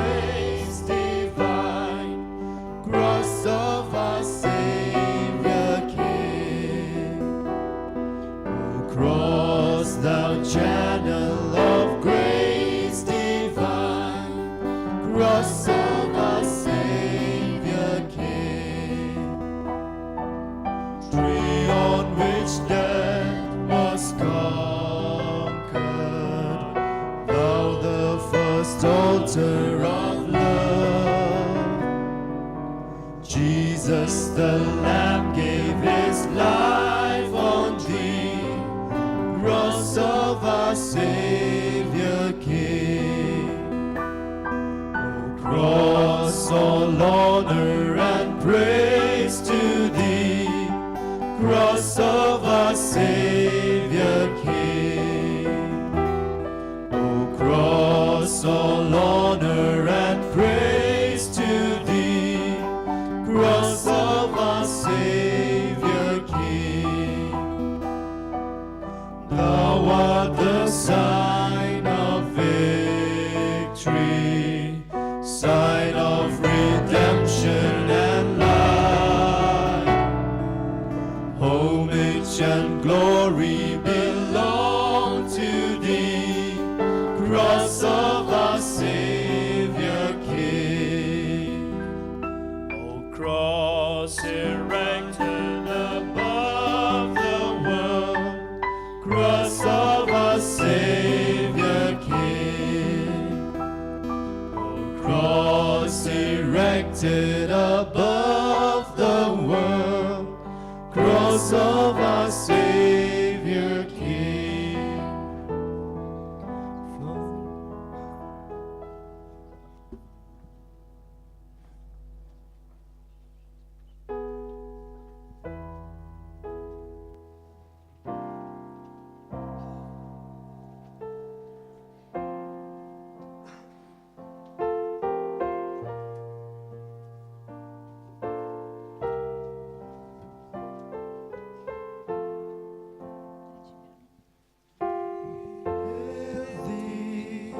Savior and Lord, thy cross ever be adored. O cross, thou art the fountain of love and of liberty. Shine down upon the millions who search for the light of truth. We hail thee, Savior and Lord, thy cross ever be adored. Look down upon the needy, confirm them in love and grace. Thou art our true salvation, in thee all our hope we place. We hail thee, Savior and Lord, thy cross ever be adored. Be thou our sign of victory, redeem us from sin and strife. Renew in us thy passion, and grant us eternal life. We hail thee, Savior and Lord, thy cross ever be adored. O cross, thou art the fountain of love and of liberty. Shine down upon the millions who search for the light of truth. We hail thee, Savior and Lord, thy cross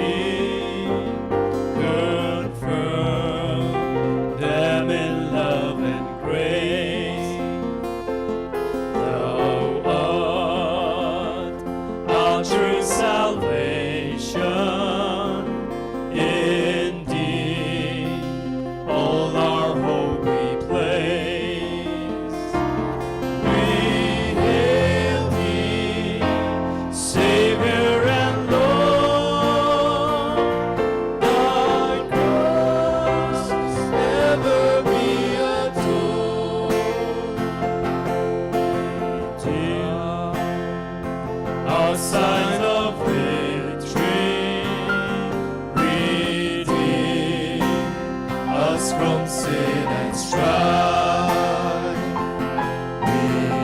Renew in us thy passion and grant us eternal life. We hail thee, Savior and Lord, thy cross ever be adored. We hail thee, Savior and Lord, thy cross ever be adored.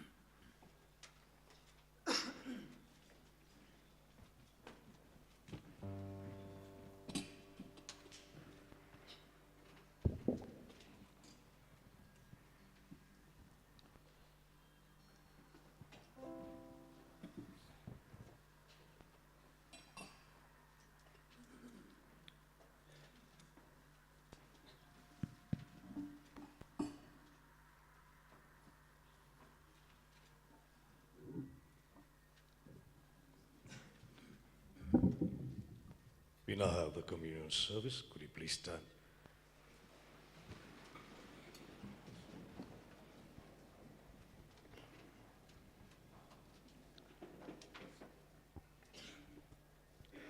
As we prepare ourselves to receive the body and blood of Christ, we pause for a while to prepare to receive Him worthily. We are all sinners and we all fall short of the glory of God, one way or the other.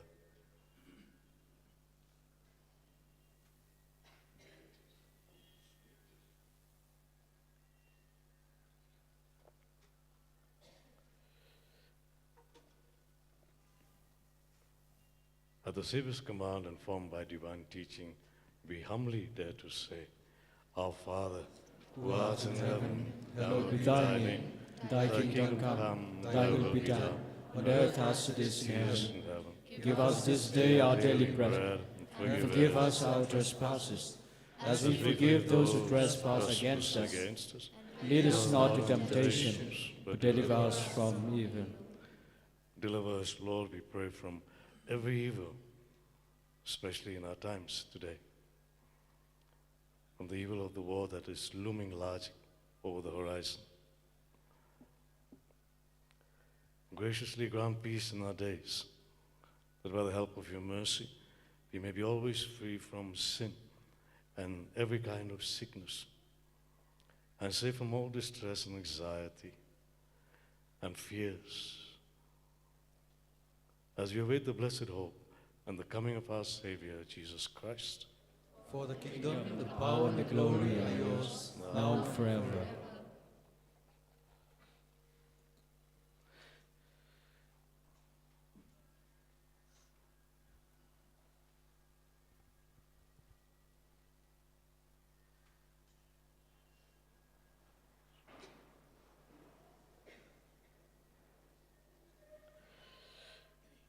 Behold the Lamb of God, behold Him who takes away the sins of the world. Blessed are those called to the supper of the Lamb. Lord, I am unworthy that you should enter into my roof. Only say the word, and my soul shall be healed.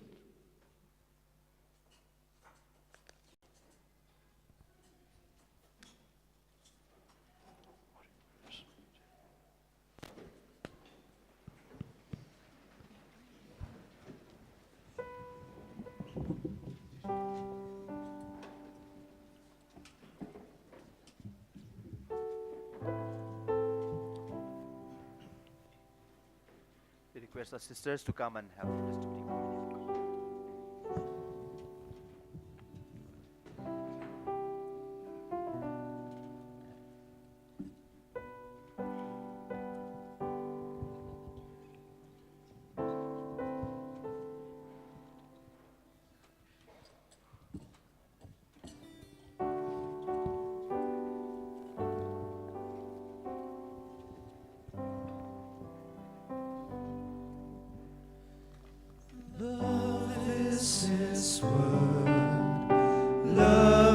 is his way, feasting with all, fasting alone, living and dying, rising again. Love, only love is his way. Richer than gold is the love of my Lord. It's better than splendor and wealth. Richer than gold is the love of my Lord. Better than splendor and wealth. Love is his way, love is his mark, sharing his last Passover feast. Christ at the table, host to the 12. Love, only love is his mark. Richer than gold is the love of my Lord, better than splendor and wealth. Richer than gold is the love of my Lord, better than splendor and wealth. Love is his mark, love is his sign, bread for our strength, wine for our joy. This is my body, this is my blood. Love, only love is his sign. Richer than gold is the love of my Lord, better than splendor and wealth. Richer than gold is the love of my Lord, better than splendor and wealth. Love is his sign, love is his news. Do this, he said, lest you forget all my deep sorrow, all my dear blood. Love, only love is his news. Richer than gold is the love of my Lord, better than splendor and wealth. Richer than gold is the love of my Lord, better than splendor and wealth. Love is his signs, love is his news. Do this, he said, and poor, family, sorrow, cousins and kins. Love, only love is his name. Richer than gold is the love of my Lord, better than splendor and wealth. Richer than gold is the love of my Lord, better than splendor and wealth. Richer than gold is the love of my Lord, better than splendor and wealth. Richer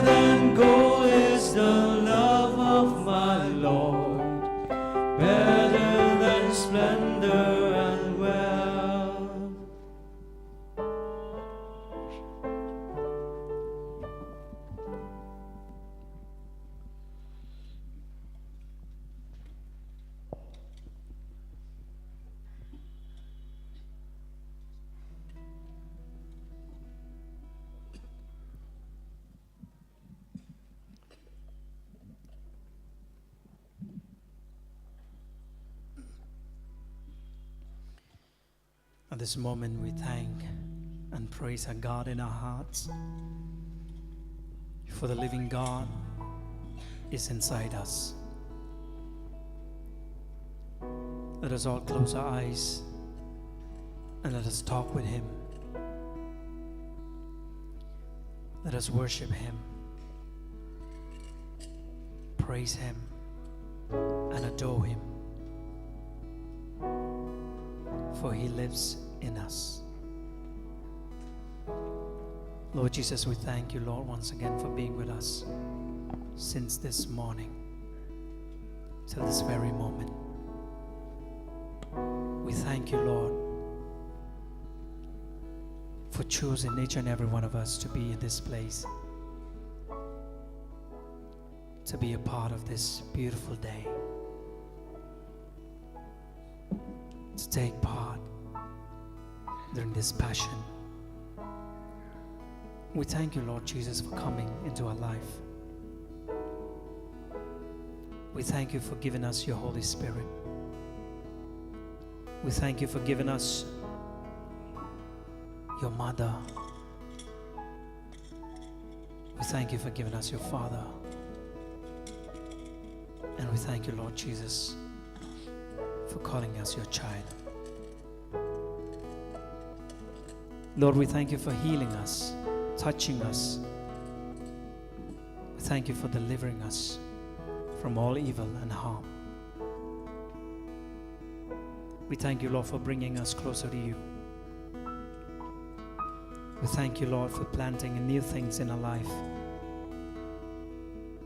We thank you, Lord, for all the wonderful things.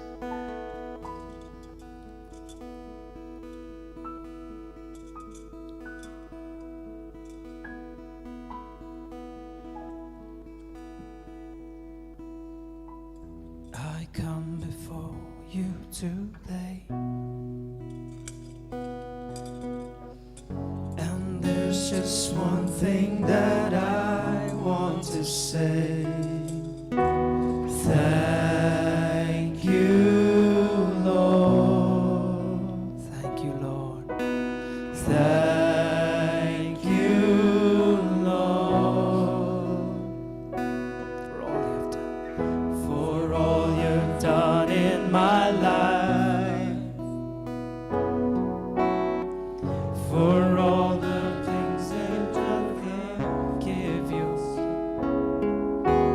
Thank you, Lord. Thank you, Lord. Thank you, Lord. With a grateful heart. With a grateful heart. With a song of praise. With an outstretched arms, I'll bless your name. Thank you, Lord. I just want to thank you, Lord. Thank you, Jesus, Lord. Thank you, Lord. I just want to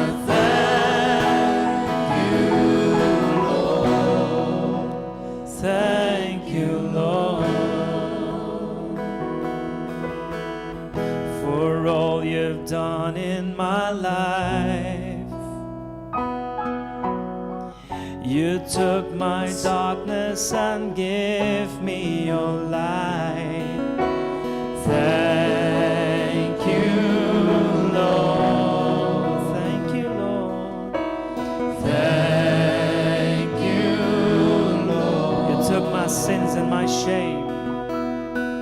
You took my sins and my shame. You took all my sickness and healed me. You took my sickness and healed all my pain. Thank you, Lord. Thank you, Lord. Thank you, Lord. With a grateful heart, with a song of praise, with an outstretched arms,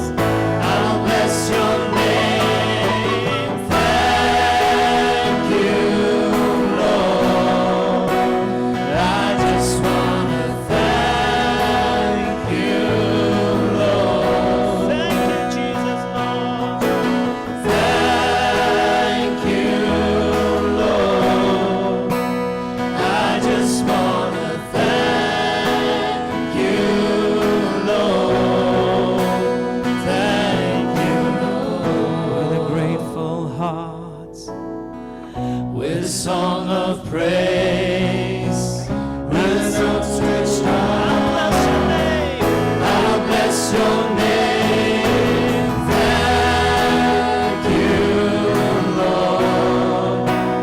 I just want to thank you, Lord. Thank you, Lord. I just want to thank you, Lord. Thank you, Lord. For giving us a new life, Jesus, we'd like to thank you. Thank you, Lord. For giving us hope always. Thank you, Lord. For dying for us on that cross. Thank you, Lord.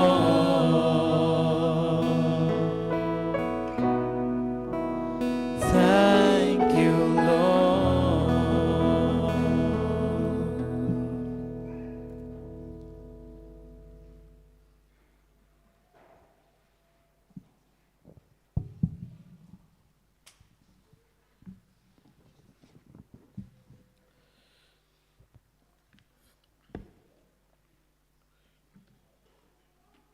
Let us pray.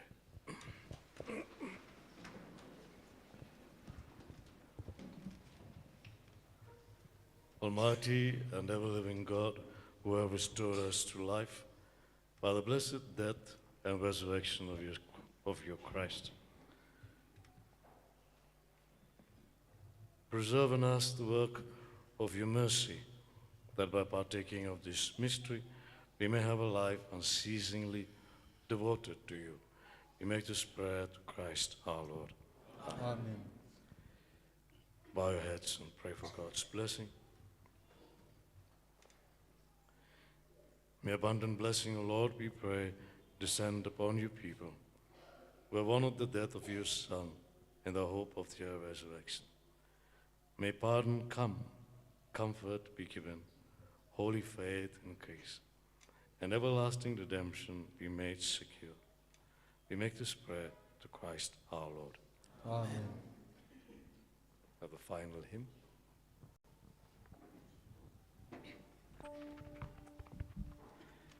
The vigil tomorrow will be at 7 o'clock in the evening. We will gather outside for the service of the light.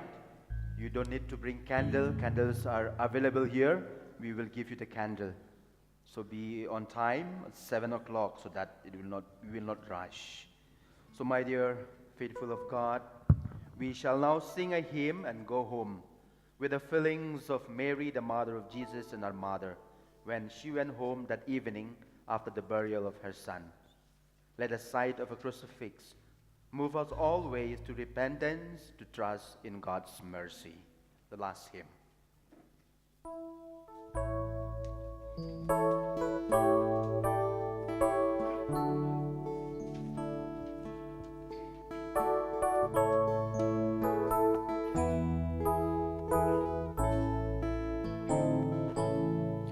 On a hill far away stood an old rugged cross, the emblem of suffering and shame. And I love that old cross, where the dearest and best for a world of lost sinners was slain. So I cherish the old rugged cross, till my trophies at last I lay down. I will cling to the old rugged cross and exchange it someday for a crown. Oh, that old rugged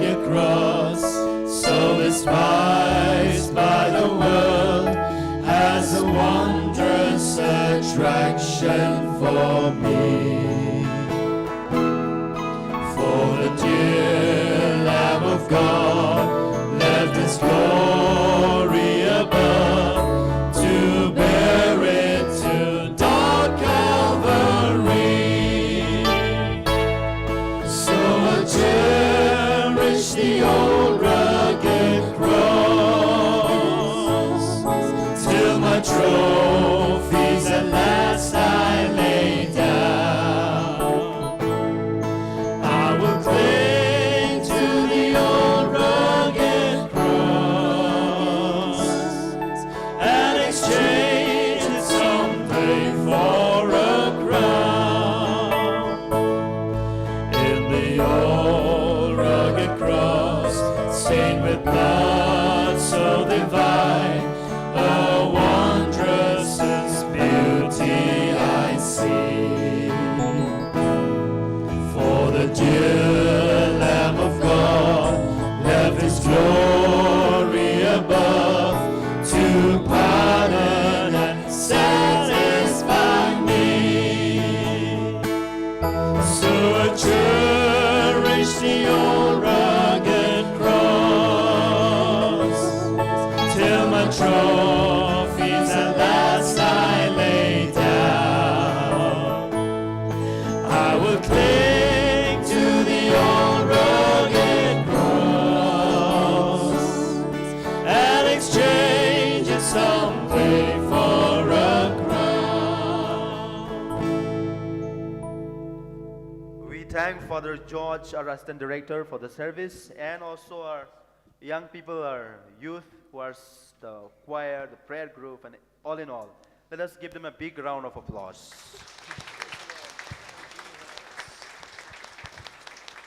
And to all of you, see you tomorrow evening at 7 o'clock.